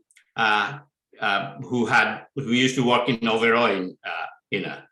I went to one of his restaurants in London, a central part of London, and he says, "Pasha Bhai, I've got Bengali chefs in the kitchen, and I know you Bengali people, the way you run the restaurant, you make money, and and where can I get shatkara? Because my customer comes and ask for shatkara ghost or shatkara beef." So I would always say to our restaurateurs, improve on the menu, but don't go on to that fancy things, a little bit of decoration on the middle of the things, because we are in business. Whatever sells, focus on this. Thank you. Okay, thanks very much, Pasha Bhai. Well, I think you made some. I think we have to, balance innovation or innovative menus, but also keeping the core customer base happy. So I think there's probably a blended approach or a mixed approach, and it's important to have that balance. So I think you made a very good point. Let's now move on to, we have 3 speakers on technology. We can start with Irfan Kondakar from Infinity Tech, who will talk. So I think we'll have Irfan, and then we'll have Saiful Islam, who's the chairman of SSL Wireless, which is one of the biggest Bangladesh technology companies. And so when we talk about linking Bangladesh to the UK restaurant sector, we're kind of doing it live. And then finally, we'll have Sunny Mia, the MD of CutPay, who's a local, a UK fintech company, again, who is, doing very well. And I think, again, would be a natural partner to improve payments processing and reduce costs in the sector. So maybe, Irfan, do you want to start off, and then we'll move to Saiful Bhai? Yes. Thank you, Bashir Bhai and Ifti Bhai, for inviting me. As a company, we have been hearing all the problems, so I don't want to repeat the problems. We all understand the problems. As a technological company, we tend to work towards the solution. So I'll just share a small one-pager presentations that what we have done, keeping it's quite straightforward. So we believe that it's very important to have a recurrent customers and loyalty. So that's the reason we have created a loyalty platform, which can track and bind your customers to your business and ensure that because of this loyalty points, the customer keeps coming back to you. And it's a psychological matter that when a customer says, "Oh, now I'm a gold customer, now I'm going to be a platinum customer," they keep repeating and keep ordering the same thing again and again. The second thing that we believe that is very important, that the supply chain in the restaurant industry is still manual. And because we have an opportunity to work with a couple of big cash and carries in UK, we believe that if we can connect the restaurants with the supply chain and the restaurant order can be combined together, put it as a bulk order to the cash and carries, the restaurants can actually save their money. The cost of operation can be reduced. Now, the other part of it is the payment. We don't realize that the card payments that we are processing, which cost us between 0.5% to 1.5%, it can be actually reduced to 0.3%. That can actually increase your revenue margin. And on top of that, it's also important that you give the feeling to your customers when they're walking to your restaurant at this moment, that is it really safe? And that is the reason we came up with a couple of solutions that we have already done. And one of the solutions is a very simple IoT device, a very small device that you can put on your tables. If the customer click on it, then immediately there will be a signal that will go into your waiters, and the waiter can actually just respond to the customer immediately, rather than customer is trying to call that waiter by waving their hand or shouting that, hey, can I have the menu? So that gives a customer a good feeling that okay, I don't need to shout. I can just get a waiter when I need. The same way, understanding you guys have so much data that a customer being loyal to you for so many years, you understand what they like. Now, if we can use this data and use an AI way of actually focusing and promoting your curries or your food product to a specific customer group who are trained to order that particular type of food, then it can actually bring more customers to your restaurant. Now, we have been working with the health industry as well, and trying to come up with a solution whether that the hygiene certificates, both from a vaccination point of view as well from the restaurant point of view, if we can put it together in an app, so it can give a customer that comfort zone that, okay, this restaurant is hygiene certified, so I can go. At the same time, they will see, okay, this restaurant, when I'm booking it, it's checking whether what's my current situation in terms of COVID vaccination. So it means they are cautious. So I can go to this restaurant. Now, this is the last point that I want to cover is I have seen that mostly the recruitment that happens in the restaurant industries are reference-based. But having said that, I want to address what Litubhai was also saying. We need to increase the salaries, and we need to give them that comfort zone as well. But that is the reason it is very important to have a proper job marketplace for restaurant experts, for waiters, for chefs, so that they can also find that there is a career path. And they can also expect, if I am part of this whole network, I'll be recruited by someone, and there will be also an increment, and someone will also recognize that I've been working for last 10 years in the restaurant, and I have learned so many things. So there is a difference between a person who has only worked 2 years and who has been working for 10 years. So these are the solutions that we have developed, and we believe if, anyone feel that this is what can help you to grow the business, we're happy to help. Thank you. Okay, thank you so much, Irfan. I think you made a number of good points, and maybe things like AI, digital marketing, we can talk about in the Q&A.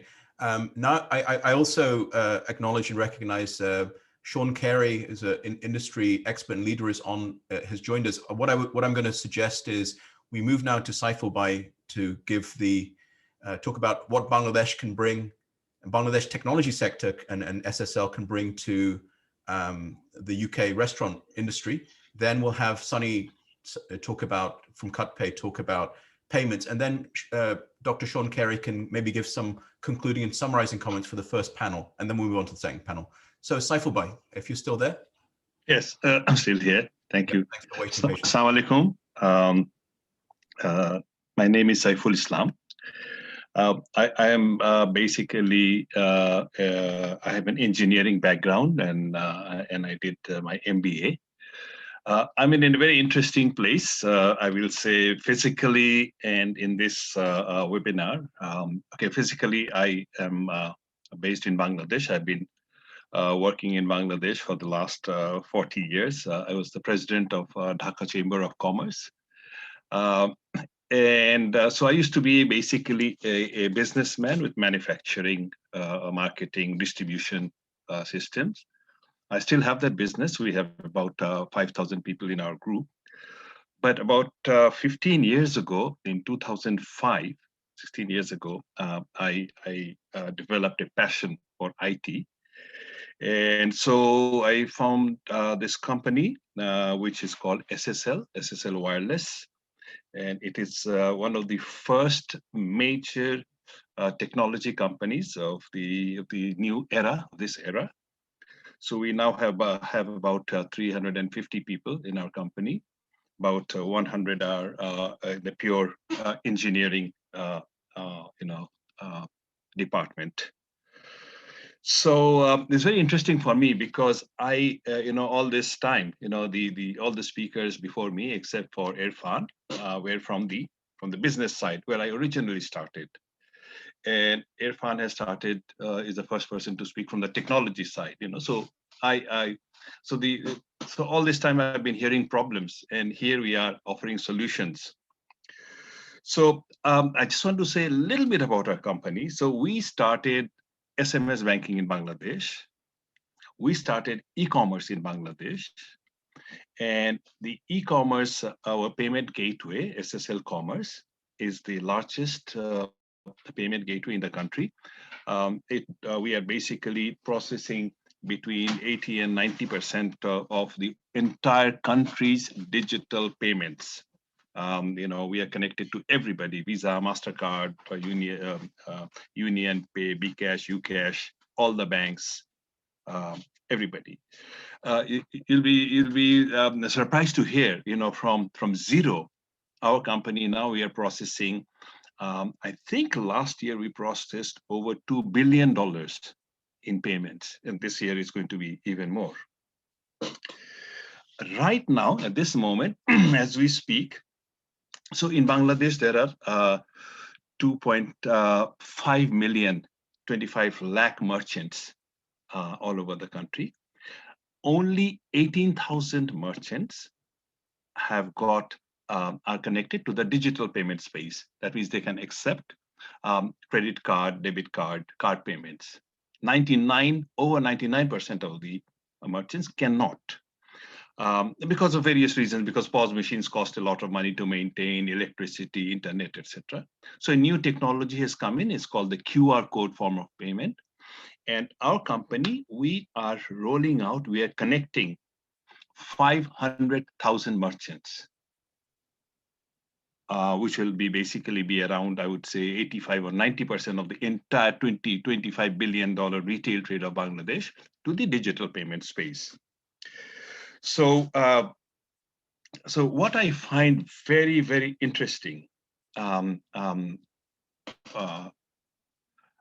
extremely similar to the situation that we are facing today in the restaurant industry over here, and the situation that we are facing in Bangladesh, our company we are facing, is we go out and explain to the merchants, look, if you have a QR code in your shop, it costs you nothing, but it opens up this possibility, this possibility, this possibility, this possibility. All of these things are what is going to help you improve your sales, earn money, and save money, and retain customers. We have to convince them. We have got many, many videos which we are showing to them, the benefits of incorporating technology. Here, I find the restaurant industry, all of you are the leaders in this trade, are already recognizing that it is very important to incorporate technology to survive and to thrive. Now, I want to say one thing. There seems to be, to me, from my understanding, pardon me if I misunderstood, I think there's a perception here that technology is expensive. No, it's just the opposite. Technology is cheap. Look at phone calls. It used to cost 10 pounds a minute, or I don't know, 20 pounds a minute to call. Now it doesn't cost anything at all. Technology makes things cheaper. Now, incorporating technology into this industry, into these industries, I think it can be done very cheaply. I can see we have deployed solutions, and the places that our company we work is, as Ifti mentioned, that we are basically the #1 payments company in the country. We also work with distribution systems, supply chain, and something where I think we can add some value is the hyper-local delivery platform. We are not a delivery company at all, but we have a platform, just like Deliveroo and the other ones, which we would love to tailor for our community. It'll give me nothing but the greatest pride of my life if we can help you find help you with setting up a delivery system which is not going to cost so much money. You know, I think what I have heard that 30% is paid to the delivery companies. I think we can discuss this not today. We need a very focused group meeting where I'll have my technology people, where we can find a delivery system which will not only be cheaper, but, and this is, I'm going to make a very important point over here, we can involve the members of our own community in the delivery. I think this is a possibility. So this is, please make a note of it. So, yeah. I think you covered a lot of important issues, and I think on I think the thing that you mentioned, which was I think very, very important, is that technology is cheap. It's not expensive, and again, I think some of the technology platforms that have been developed in Bangladesh in one of the most price competitive markets in the world means that I think companies like SSL have honed the low-cost distribution model for technology, so we can bring that into the technology sector. In the interest of time, I'm going to move now to Sunny from CutPay, and as Saifulbhai said, we will have follow up today's webinar, which is fairly broad with a lot of stakeholders, with specific discussions with particular companies like SSL or like Infinity and others, CutPay, with different people in the industry. So, Sunny, do you want to jump in on CutPay, and then we'll finish off this panel discussion with some comments from Sean. No, can I finish, please? Can I finish? Okay, please. I'm sorry, I didn't realize I was taking too much time. I beg your pardon. Yeah. So I'd like to basically end by saying that if they just give me 1 second. Please go ahead. That it is something that that we will be very glad to work with you in any model you wish. And you know, I'm there. I'm in London now. In fact, I'll be here for maybe looks like a couple of months. So through this platform, which is I think a great initiative, and I've been in touch with Bashir Bhai for a very long time, and he's actually been encouraging me to try to get involved over here. If there's anything that I can do, I'll be more than glad. Please get in touch with me through, you know, you have our contact over here, and Bashir Bhai and Ifti is always in touch. We are always in touch. So thank you so much for your time, and it's a great honor to be connected to all of you. Thank you. Thanks very much. You know, I think we'll share all of the contact details with all of the catering industry, you know, participants today who are not part of Pathfinder. We'll make sure to share all the speakers' contact details as well. So let's finish with Sunny from CutPay. Thanks patiently for waiting, and then Sean can make some concluding comments. Sunny. Okay, thank you. First of all, I just want to say thank you for the opportunity to share my views among such a distinguished panel. If I say anything out of line, do forgive me. So in terms of food, I'm not going to concentrate on challenges. I think we know what the challenges are. What we need to look at is more on the opportunity side and the technology side of it. So on the opportunity side, what I would say is when it comes to food business, food curry is in our blood. This is restaurant business. This is what we've grown up with. When it comes to curry, we are the pioneers when it comes to curry business. Yet, I've not seen, or I don't know any nationally recognized Bengali-owned business, restaurant business, nationally or internationally. However, I do still believe, and this been proved today by looking at Litubai's presentation. That was refreshing. I love that presentation, and it was really nice to see the things that he's working on. So there, I still believe there are still very successful restaurateurs amongst us in British Bangladeshis, and who have proven concept with, and they are making money with a proven concept. So my idea is why do we not choose, and this is also going to help one of the objectives of Pathfinders. Why do we not come collectively together and say, pick up 10 of the best Bangladeshi-owned restaurant businesses or food businesses and take 3 of them on to make a franchise with a vision of, say, opening 500 or 800,000 branches. I mean, look at Nando's, £1 billion business, and they're only selling chicken. And I'm sure we have talents and skills and experience within our community to come up with something like that. And this is not something that, you know, we can just talk and not do. I think to start this, we can just have people that are interested in making money from a proven concept, put their name forward. People that are already have successful business proven concept, put your name forward if you want to scale up, or if you want to, if you are interested in a franchise model. So that's one of the things I would add in terms of the opportunity side. Just quickly on the technological side. On the technological side, I mean, the technology is already out there. The software does amazing things. What I found when we're speaking to our customer base, I mean, in terms of restaurants, I think we have around 500 restaurants on our book portfolio, from Michelin star restaurant to somebody who's doing £2,000. And some are still using pen and papers, yeah, and then some are very advanced. I.e. the Michelin star restaurant, the way they use their loyalty system, they even send birthday cards through their EPOS solution, EPOS system. They hardly use any paper.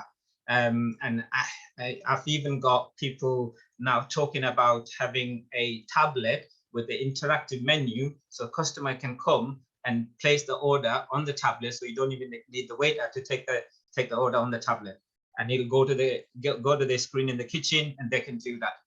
In terms of so what we've been advising in terms of, we've been talking about Just Eat and Deliveroo and Uber Eats a lot.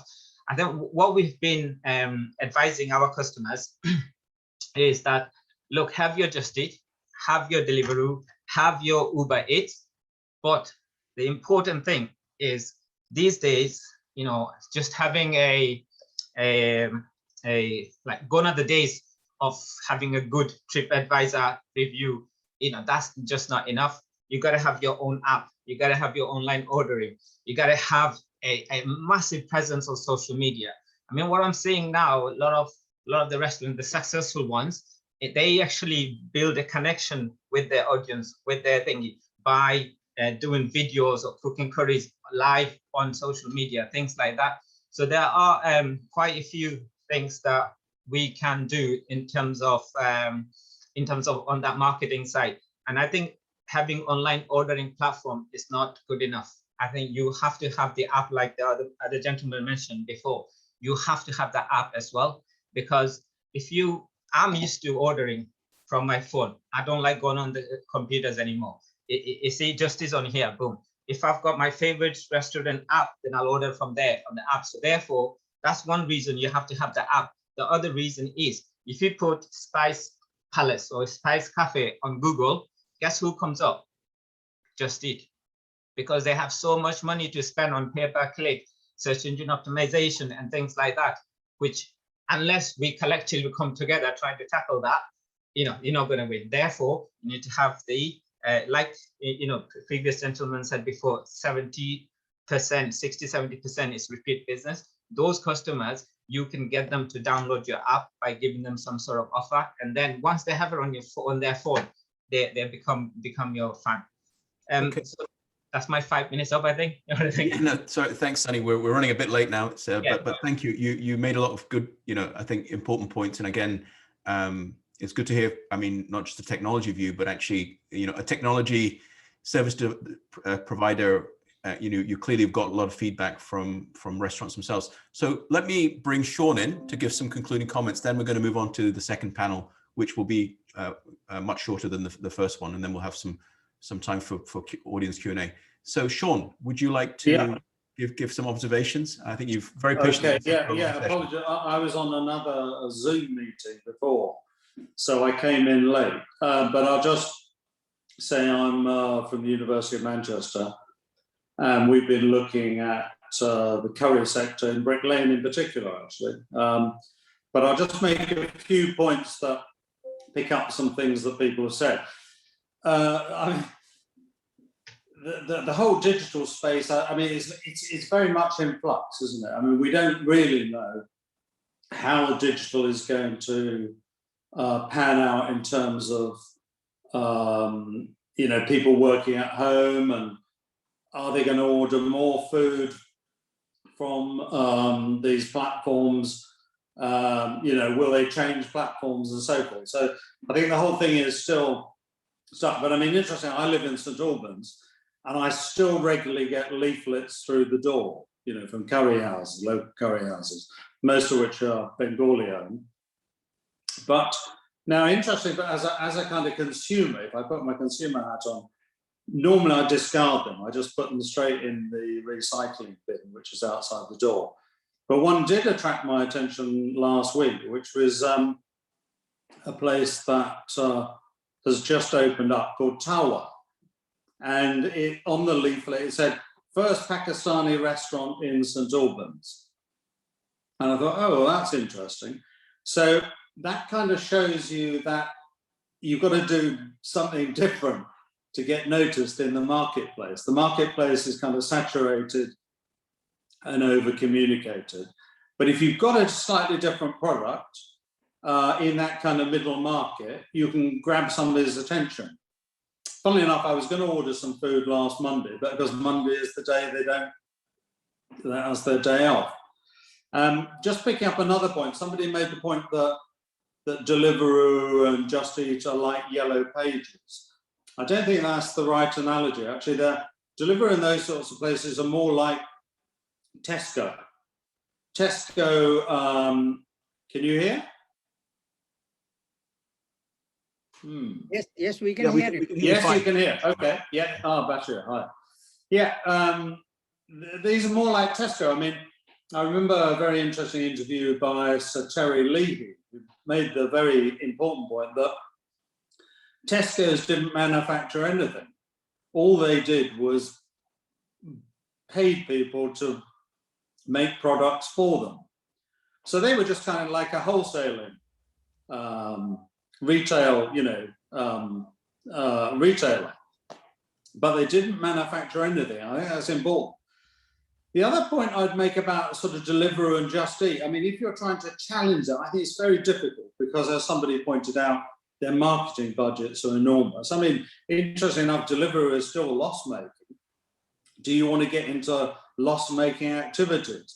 Having said that, normally when you have a consumer category, delivery platforms, over time, they will segment. You see that in the curry sector, where people are differentiating according to regional cuisines or some other factor. But if I was to say where there's an opening in the market, surely it's a bit like Papa John's Pizza. Papa John's Pizza has become successful because it said quality ingredients, quality pizza. So it's used the attribute of quality. So I would say there's a niche market, which actually is still in the middle market.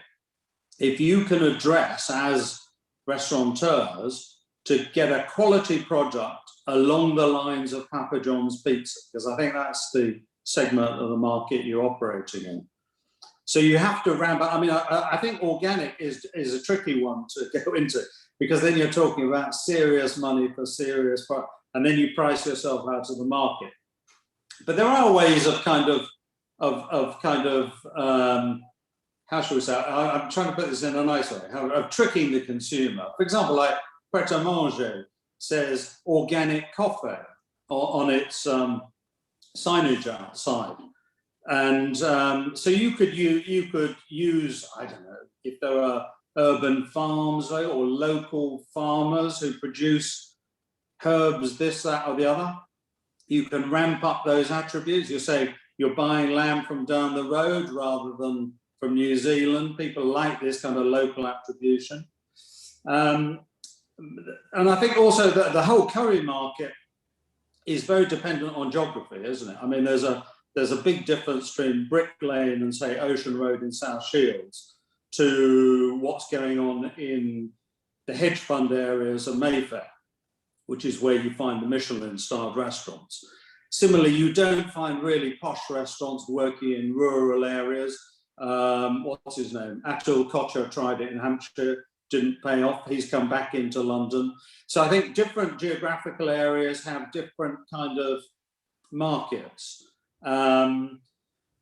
You get the differences between large towns and small towns, specific areas like Brick Lane and I say Ocean Road, which cater for the nighttime economy. But overall, what I would say is that if a restaurant doesn't have some sort of digital offering, they will be seen by people looking online as very old-fashioned and something they don't want to really deal with. There's also the other thing is that there is a significant market for a traditional curry. And the idea that you need to emulate some of what's going on in London, for example, Gunpowder Restaurant in White's Row, which is just off Commercial Street near Brick Lane, they thought they could expand, and in fact they did expand. They had 2 restaurants on Commercial Street. One was called Madame D's, which specialized in sort of Indo-Chinese Tibetan cuisine, and the other one was Gull and Sepoy, trying to have the kind of army type idea that you would have both a posh menu and a kind of not so posh menu, and both of those foundered. So the idea that the way of adding value to the curry sector is by imitating what's going on in sometimes successful restaurants, when I still think the mainstream market, where people want, as people said, chicken madras, chicken vindaloo, chicken korma, I think what needs to go is that you need to improve the offering, not sort of not revolutionize the whole thing and abandon it. In terms of menus, yeah. I mean, it's interesting, in places like St Albans, you've still got 50 things on the menu. But there does still seem to be a demand for that type of offering. So it's very difficult. But the other thing that somebody also mentioned was the importance of generating relationships with people. And again, what I also noticed, for example, like TripAdvisor, which is one of the main, or Google, which is one of the main places where people offer feedback. I've often said to restaurateurs, by the way, I don't see that you're actually responding to what people are saying about your restaurant. I think that's a mistake, because in that way you can create a relationship. Even from a negative review, you can create a relationship. And relationship is what makes people come back. Whether the relationship is the good experience they had physically in the restaurant, or whether they had that relationship online with the manager saying, thank you very much for your review, very much appreciated, you took your time, et cetera, et cetera. So a fairly strange bunch of random thoughts. No, but of some use, I hope. No, thank you, Shauna. It's given your extensive work in Brick Lane and for the industry, it was useful to have a external perspective from the industry. I think we're running quite late, so we're going to go into the next panel. Although I would also, which is about empowering women in the curry industry and also restaurants as a social business. I would also just say before we start that, actually Deliveroo lost 223 million pounds in 2020, having lost 317 million pounds in 2019. So if we're waiting here expecting Deliveroo to cut their margins to help my two quick observations as an economist or a business analyst. One is if you're expecting Deliveroo to cut their margins, as Shimu was talking about, I think it's wishful thinking because they're actually already losing loads of money. Number two, you have to ask yourself, is that actually a very sensible strategy? So losing 200 million pounds and burning through huge, hundreds of millions of pounds of marketing budget and subsidizing is not a sustainable strategy either. So we have to think differently in terms of our own delivery strategy. But now let me let's move to the next panel discussion.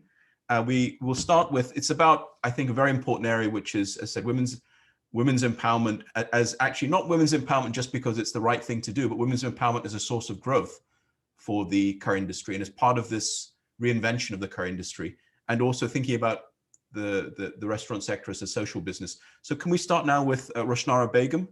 Roshnara, would you like to say, thanks again. I know we've run over quite late because I think everybody had lots of interesting views, but Roshnara, would you like to jump in and talk, give your perspective about women in the restaurant sector and the curry industry, and if there's anything else you wanted to comment on, please, Roshnara. Sure. Assalamu alaikum. Hello, everyone. So I'm Roshnara Begum. I manage a family Indian takeaway food business in Salisbury, Wiltshire.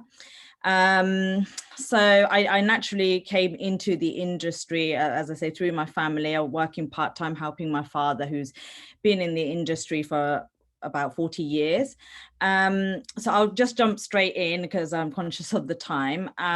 I do believe that the culture has to change towards gender equality by empowering more women and drawing attention to the curry industry so that it attracts more women to enter the industry. I mean, just even before COVID, not just women, just even the younger generation, to try and get them to enter. We need to kind of look at ways of attracting them to come into our industry, and in order to promote the industry, we do need to make it more attractive. And so it just means we just need to look at how we can do that, and just look at the whole structure, from recruiting people and a diverse workforce, because I know like diversity and inclusion is such a big thing at the moment.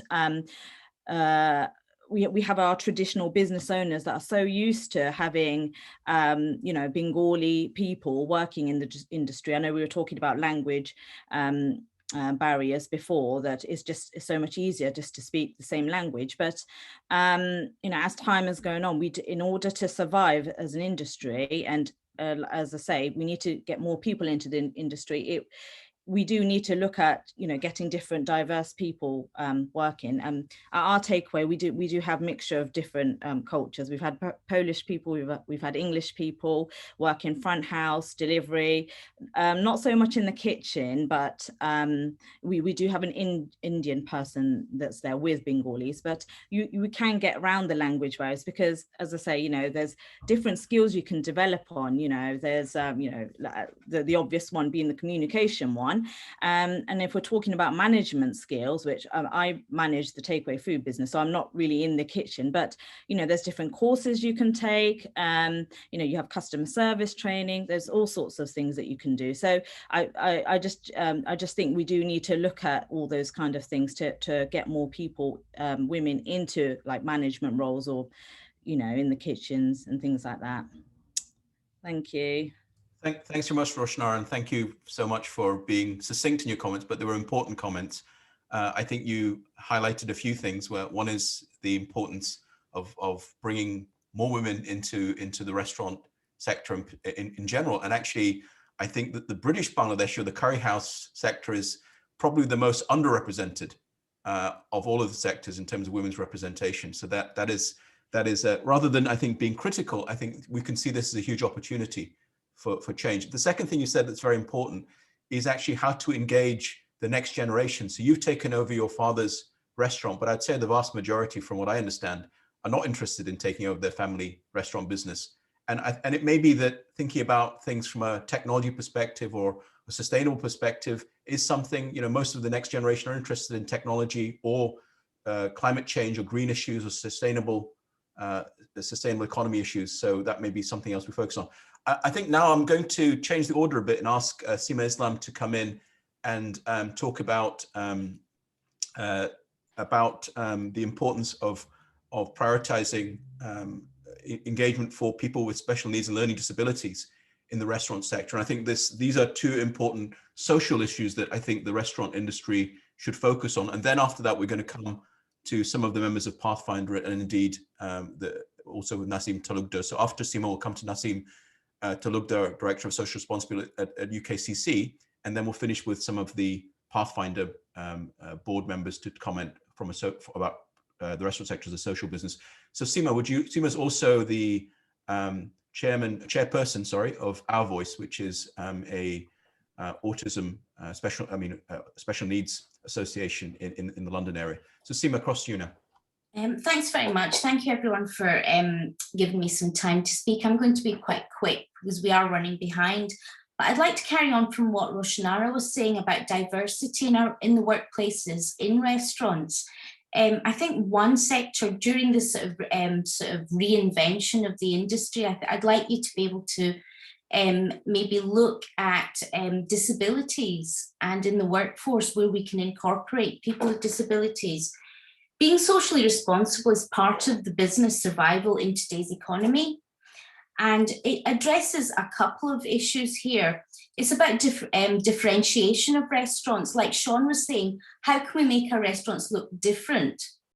And employing disabled people in the workforce is really important in the sense that it increases the sort of client base. You know, families maybe with disabled family members coming to restaurants where they know the staff members are disabled means that they have more understanding of how to, offer services. Also, in a wider perspective, I think society is changing now where people want to support businesses who are supporting, minorities like disabled people. And also there's a misconception about skills and about what the abilities are. I think there's quite a huge range of abilities and skills, and there's a lot of upskilling that's going on in the disability community. There's lots of funding that's going in. There's lots of support for employers. There's quite a rich and diverse skill set. It's relatively small cost for quite a big benefit. With disabled people, you have a reduced staff turnover.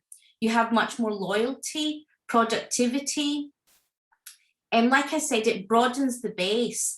And there's a range of disabilities. So with somebody who, say, has a physical disability, but they would be cognitively able to adapt and use, like many autistic people are very, very good at technology.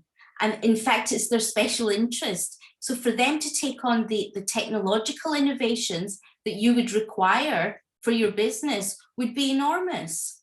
As far as intellectual disabilities, there's lots of upskilling that's happening there. And like I said, there are lots of public funded organizations who are able to support employers.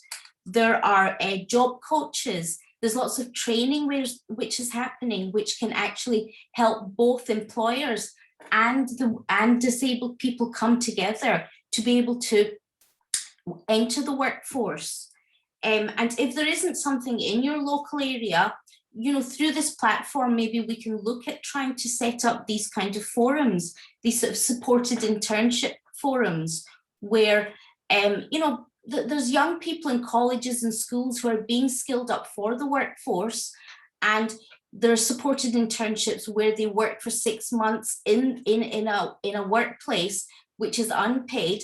But then what they're seeing is that 80 to 90% of these jobs are being converted into full-time employment. And like I said, there's a huge benefit where, as a business, you're able to show that you do have a diverse workforce, and this attracts a huge client base. So I'll finish with that. Thank you very much for your time. Okay, thanks, Seema, for the, I think, short but very important comments. So what I'd say in terms of the how we can finish off this panel discussion and move on to Q&A. I'm going to ask, I think that Nassim Talukder unfortunately had another engagement. Obviously, we are running over a little bit. I think maybe Muslik Pai from UK Curry Connect, maybe you can just make a 2 or 3 minute comment actually about the UK all-party committee, where you've been involved, where potentially we'll be working with Pathfinder that's identified the discrimination against ethnic minority businesses. And obviously the UK curry sector is one of the largest components of ethnic minority business. So maybe Muslik Bai, you can make a comment on that. And then we've got Anwar Ali, OBE, Vice Chairman of Pathfinder. We have Mazid Khan and Lita Mohideen, Deputy CEOs of Pathfinder. They can finish off that discussion. Then we'll move into the Q&A. And again, thanks everybody for your, I don't know, perseverance, stamina for listening through it. But I think it's been a rich discussion so far. Muslik Bai, across to you. Thank you, Ifti. I mean, I'm sure you've read the reports I've sent to you regards the all-party parliamentary group's finding, as well as a couple of others, Mundaram's, Professor Mundaram's findings, as well as the government's, the bank's finding, the British Banking Institute's finding. And all these findings have come across that our, well, when we say ours, it's not just the Bangladeshi community, but the whole of the BME sector, the word BAME they want to move away now from, but the BME sector has been affected. The banks have been discriminative towards lending money or facilitating our industry as well as other BME industries. So we are part of an all-party parliamentary active committee who are trying to look and work on finding that solution. And I'm sure I'm going to work with Ifti to see what can be done towards this. We're working on the issues with the all-party parliamentary group on some of the issues that we've faced. So, for example, the skill shortage. There is a solution out there. We've planned out a 3-step, solution, which one of them actually involves the hospitality sector, which employs 53% of the undocumented migrants within this country work in the hospitality sector. Now, this is not just the Bangladeshi industry. This is the whole of the hospitality sector. Even the English restaurants and hotels do employ these people. So there is a solution towards, doing something, getting them regularized and working on that. We're also working on some of the other bigger issues regards policy changes. So from immigration to other policy changes that affects our community. So we're going to be looking into that and working in depth in with that as well. On the social responsibility side, because Nassim Bai is left, I wanted to say something about we working with the plastic pollution, which is part of UK Curry Connect, the Plastic Pollution Action and Awareness Campaign, where we're trying to reduce the plastic usage in our hospitality sector. Now, one of the things we have to look at is when we look at any business, we have to look at how other businesses, for example, fish and chips is having a comeback. So fish and chips has died away in the late 80s and was taken over by the Chinese. But at the end of the 80s and early 90s, we, the Bangladeshis, started taking over from the Chinese as being the main kind of restaurant and takeaway sector within the hospitality of foreign foods. Even though this curry, I mean, we do scream about saying it's Indian, it's more like we created this. The Bangladeshi community created what should be called the British curry, because this is more of something that the spices did come from, India, Bangladesh, Pakistan, and all the other places, but have been created in the UK. I mean, even now, earlier on, we were talking about dishes.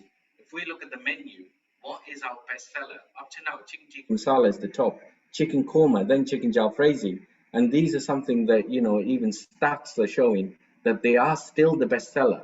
So we can't really move away from something that guarantees heavy sale. And we have to look into how we package that product for, being socially responsible for how we can actually, engage with customers. So one of the biggest issues we need to look into is how we can improve on our packaging and be socially responsible by not providing the plastic. The other sector on the technology, I mean, I'm still researching on a social business concept, which is working with a company called Takeout Technology on coming up with again, it's a business concept that I kind of looked at some of the stuff that is being done in Bangladesh, like the Grameen and some of the other businesses that have came up as a social business, which have done very, very well. I mean, that's something that can, again, do very well in the UK. I think that's something that we need to actually look at, a social business kind of concept, and go ahead. I think I'll leave it to that because we're running out of time. Thank you very much, Ifti Bhai, and thank you very much, everybody. Thanks very much, Moslek Bhai. I think you covered a lot of issues. So I think you'll be pleased to know that at least two of the other speakers from Pathfinder, Litu and Muzahid, have volunteered to give up their time in the interests of getting on schedule. And we're going to ask Anwar Ali, OBE, who actually got his OBE this January. We're very proud of that, who's the vice chairman of Pathfinder and the CEO of Upturn, to, I think, conclude and give his comments on the restaurant sector as a social business, whether it's women's issues. We've heard about the importance of engaging with women, or engaging women more in the sector, leveraging the opportunities with special needs and people with learning disabilities, and also environmental sustainability. So Anwar Ali Bhai, thanks for your stamina and sitting through, and would you like to make some comments on the social business aspect of the restaurant sector?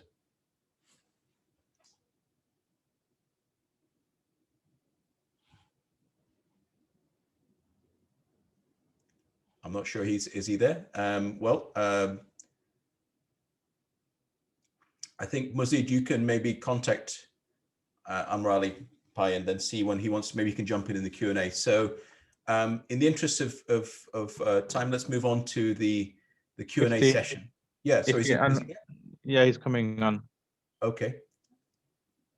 Anwar Ali Bhai? You'll give him a second. Yeah. Hi, everyone.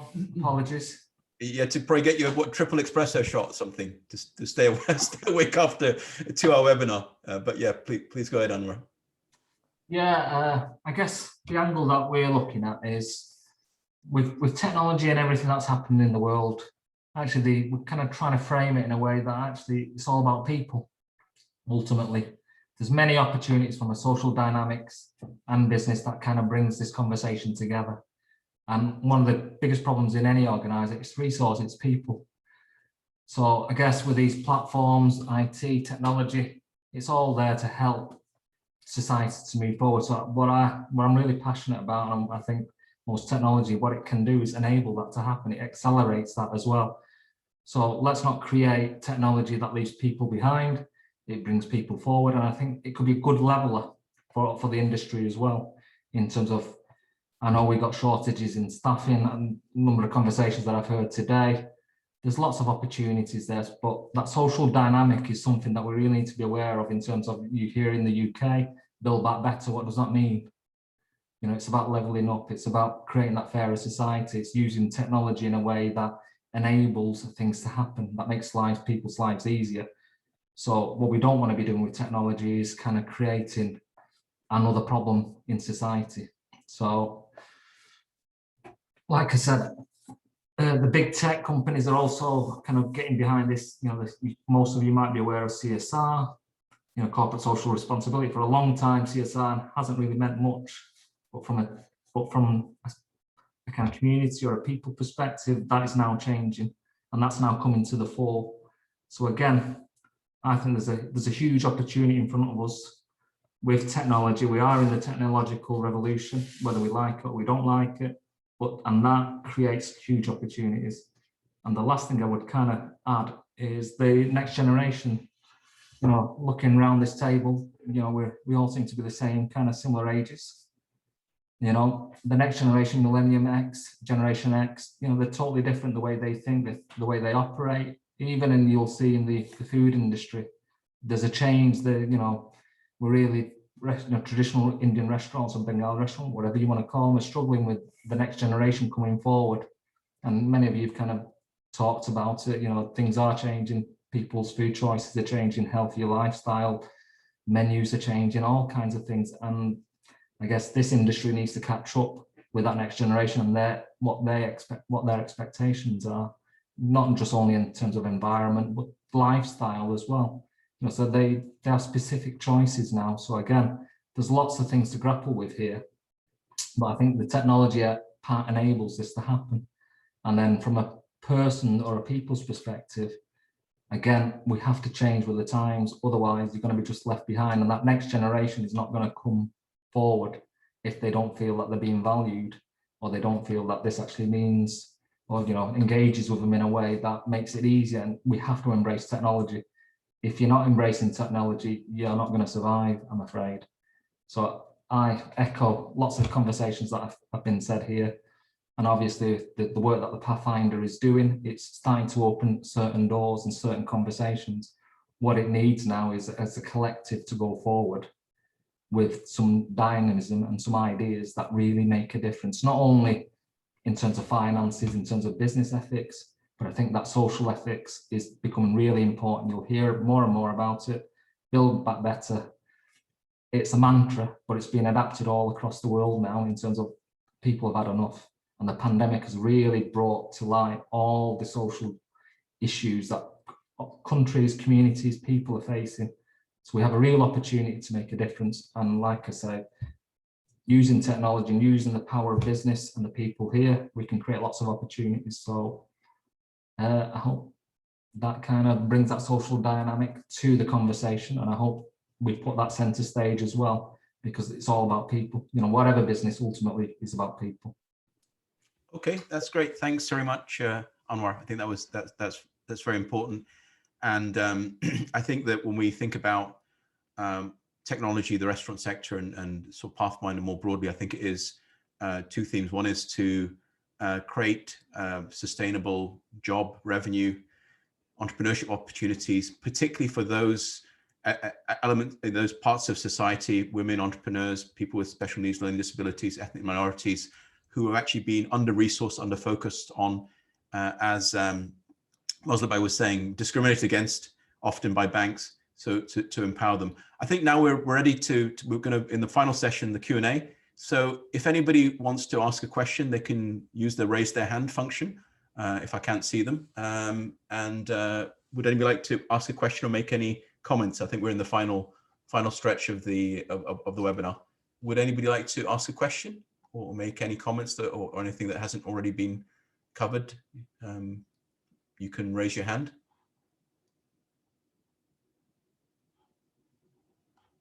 Hang on a second, I can see. So Rizvi, do you want to jump in? Yeah, just a short comment that I was thinking from earlier on from the webinar. Someone was talking about the next generation who've also taken over. For example, I come from a family which has also had restaurants in the past, but a lot of the second generation or third or fourth generation have not often taken over their family legacy restaurant businesses.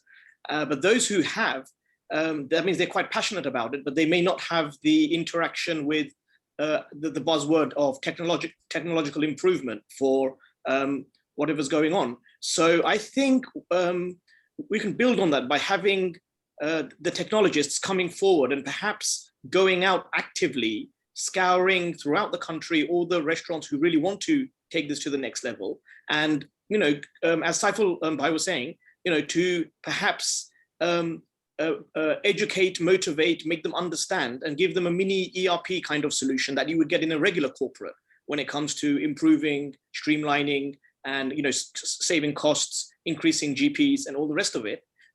Things that apply in other regular corporate business sectors can be integrated into the restaurant sector to also make the governance of the restaurant more up to date, and get technology integrated in an easier way, where the original people who are linked to the business are more restaurateurs, people who are into the food, into the management, but the one sector, the technology, they don't know, so they could actually, now they would be asking for it. So there's a huge demand for somebody to go to these restaurants and provide this one-stop ERP solution of some kind. Thank you. Thanks very much, Rizvi. Let me see who else. I think Sunny from CutPay would like to make an additional comment. Please go ahead, Sunny. Okay, and just back off this gentleman before. It's what I haven't mentioned before was we are advising a lot of businesses within our portfolio and the new customers as well. Is what we in payments industry, we have a buzz. We keep saying this word now. Britain is sleepwalking into a cashless society. something similar is happening with the restaurant as well. What we're saying is paperless. So these are the restaurants, they are going paperless, and we are working with actively a few brands now to make them paperless. And just from back of the previous gentleman, if anybody would like any advice or any session regarding how to streamline, how to maximize, how to digitalize your restaurant business, I can get one of my team to have a meeting with you, or you can contact me directly. Just want to say that they're available. If you think that, oh yes, I understand the importance of technology, but I don't know where to start or where to go, you can contact us and we can go through that with you. That's all. Thank you. Okay, thanks very much, Sunny. Is there anybody else that wants to make a comment? I can't see anybody.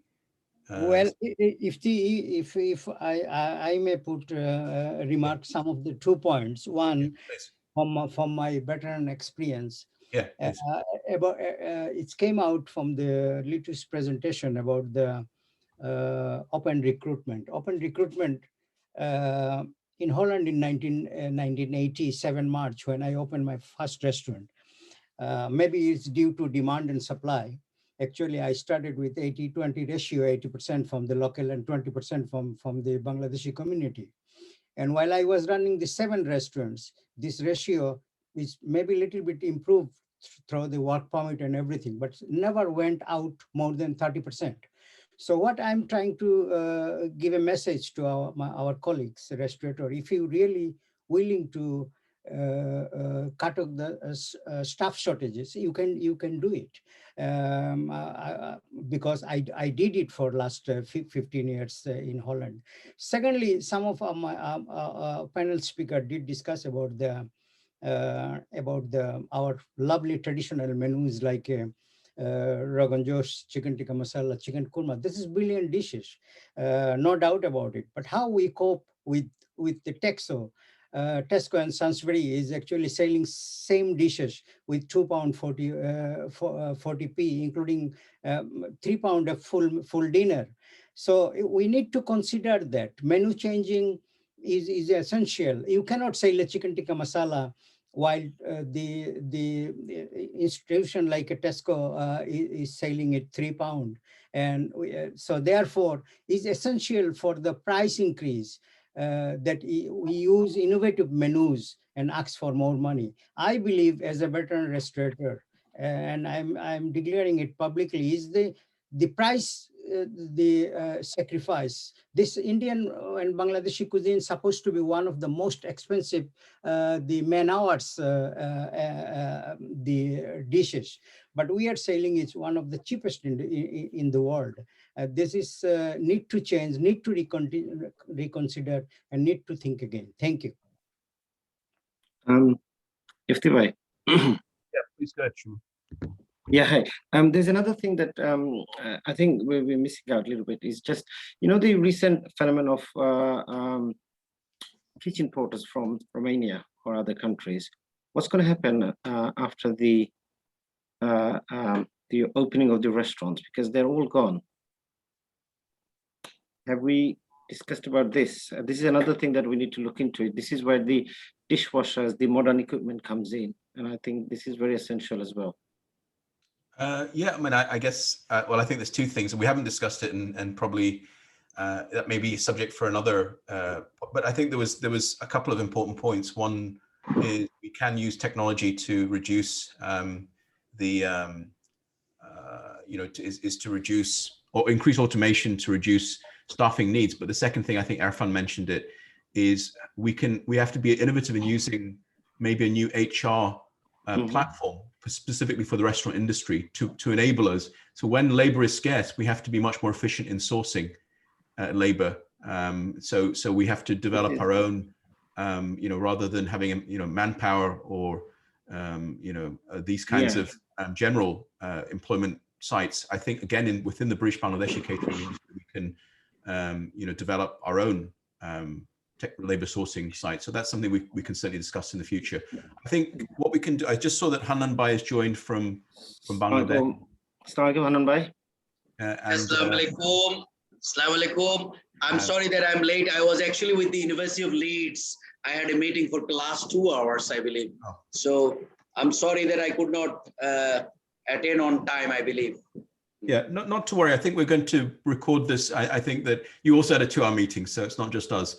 So, but we will record it and put the YouTube. We're recording it, sorry, and we're going to put it up on YouTube and also on our website and also on the Facebook page. There's a little bit of problem of going Facebook Live, but I think that you know, maybe this whole issue about restaurants. I think the second area which we're going to address in a future webinar is also food retailing, or technology for groceries and food retailing. I'm just checking, did anybody else have any questions, observations? I don't see anybody at the moment. Maybe Mazid, you can just jump in and give a couple of minutes, since you've, you know, you can maybe give a summary and an overview, and then then I'll wrap up. And I think we'll hopefully keep it within 2.5 hours, which sounds, it is a long time, but actually we had a lot of speakers today, and I think we covered you know, a lot of things from a lot of stakeholders. So Mazid. Yeah, thanks, and thank you everyone for being patient. I guess to do justice in terms of summary of this entire knowledge-based discussion platform is going to be quite difficult for me. However, I just want to touch on a couple of things. We've literally identified a number of issues, challenges, problems, opportunities, which obviously have been recorded, and we can also look at them. And on the other side, we've looked at solutions as well, particularly technology driven. However, also we've looked at HR related solutions as well, from engaging more of our community in terms of young people and women and people with some disabilities, which enhance the value of the business going forward. When I look at a business, I always look at either its exit plan or its forward plan. The question I will pose then really is, what does the British curry sector look like in the next 3 to 5 years in relation to post-COVID being one thing, and secondly, in terms of the market forces that will drive the industry in a direction that we can't perhaps visualize at the moment, and maybe some of us can, and that's perfectly fine. But if I was the owner of a small restaurant or a group of restaurants, what would I be thinking about the next 3 to 5 years in terms of the longevity, in terms of my profitability, in terms of my adaptation? So for example, we talk about climate adaptation. In Bangladesh, being one of the countries that will be most affected by climate change, there's a word that's being used often called adaptation. And again, similarly, if we look at this industry, we have to use that word adaptation very, very seriously.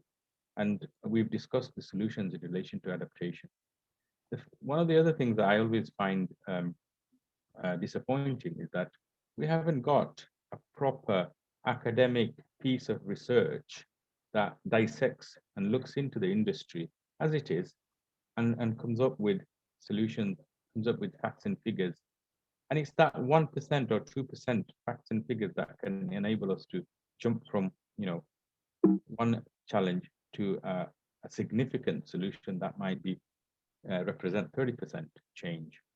So we need to perhaps engage with some university or universities, and all of these organizations that are present today who have invested a lot of their time, as in 2.5 hours, discussing very seriously about the way forward.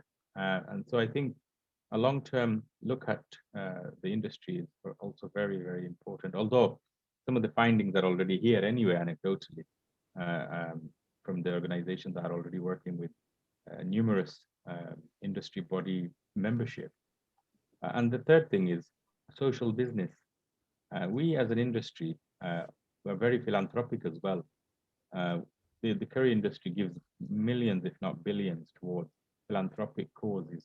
We need to shout out about that. We need to really look at how the industry supports people in need, not only in the UK through the various charities, but also in Bangladesh and worldwide. That's a significant story that needs to be told. How the industry is looking after not only the owner of the business, not only the employees and their families, but also they're looking after families in Bangladesh. It could be several million people that the industry is serving in terms of looking after economically and their livelihood. there's various positive aspects to this industry. And I guess what I'm trying to say is that we need to smarten up a little bit more in terms of doing a proper research and also communicating some of these key themes back into the customer base so that they understand that we're not just a restaurant that's opened its doors, served some food. So I'll finish there, Iffy, and okay. I think we're getting close to. So I think we're thanks, Mazid. I think Litus wants to make one additional quick point on Women Cloud Kitchen. So I'm going to give him 1 minute, then I'm going to wrap it up because we're already at 2.5 hours. So Litu, do you want to jump in? Yeah, thank you very much. Rosnara, congratulations for your journey. Absolutely fantastic. So what we will do with our cloud kitchen model, we'll create a safe environment and create a culture where women can come and start cook. So it will be an academy where they get training. And if they don't work with us in the long run, the training they will have and understanding the food preparation, production, they can get a job in a different places. And that will eradicate the staff shortage in that Bangladeshi curry industry at the same time as well. And most importantly, the quality of the food, yes, we can actually survive by beating with Tesco and other places where they are selling curry, which Bashir Bhai made that comment. Yes, if we can improve the quality of the ingredients, we can get better curry and then we can charge premium and we can survive. Menu changing and refining, I think one of my favorite dish is chicken madras and dipping that naan bread in there. But yes, we can get that better and fine tuning that, and still it would be absolutely fantastic. Okay, thanks. So I think we can, I don't see any more questions at the moment. So I think nobody else wants to make any comments. So let me just wrap up by saying, firstly, my quick observation would be, we need to move, I think I would recommend the industry moves from being defensive. Let's move from defense to offense. I know that's a very general statement, but actually I would suggest let's move away from seeing, I mean, there are many challenges for the industry, but moving away from seeing Just Eat's, Deliveroo, and all these as they are competitive threats, they are eating into margins. But as I said before, when I say how can we create our own Deliveroo, I don't make, it's not a bland, it's not a abstract observation. It's not kind of coffee shop chat. If I sit with Shelubhai or with other industry leaders and we say, right, we're going to create a Deliveroo in the West Midlands, we have the platform, we have a plan ready right now. We have the delivery technology. We have payments companies on this call. We have other technology infrastructure, digital marketing companies on this call. Maybe we have to think about delivery and logistics, but that's also an opportunity. And probably we can bring in delivery and logistics from our community. I think Saifulbhai was mentioning that before. Similarly for digital marketing, for many other cloud kitchen, we've talked a lot about that. So I would conclude by saying, thanks everybody for participating. I did write quite a detailed concept note with input from many people. We shared that on the Pathfinder website. We will, on the Pathfinder group on the website. But the main conclusion would be, let's move away from, let's move from the discussion to the actual action plan. And so what we want to do in the next few months, I know we're just coming up to Rosa, it'll be a little bit quieter, but after Rosa and Eid, let's follow up with focused discussions with action plans could be BCA West Midlands, it can be BCA Central, it can be British Bangladeshi Curry Connect, it can be other associations. So it's not about the association itself. We want to help the industry and we want everybody to be profitable, make money. And we absolutely have the opportunity to be the Deliveroo or the next big cloud kitchen player, or to be many things. So let's move from defense to offense. Let's have self-confidence in the industry. Let's recognize that we actually have a huge resource base collectively. And let's try and move forward with specific, I think the next few webinars we'll have will be on, maybe we may not call them webinars, maybe there'll be specific discussions on a particular opportunity. So let's follow up on that. So thank you everybody for, again, taking part. As I said, we will share the YouTube video and on the website and on Facebook, and hopefully you can share that YouTube video with your members in your respective areas for your organizations. And because we really want to engage, I think technology, without the industry experts and all of you who are actually in the field doing, running a business in a very challenging environment, the technology is of no relevance.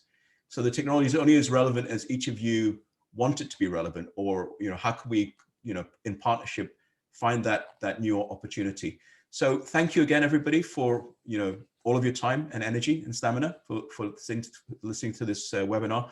We'll be having more webinars. I'd also strongly encourage you to firstly come back to me or other Pathfinder board members with any suggestions for future discussions.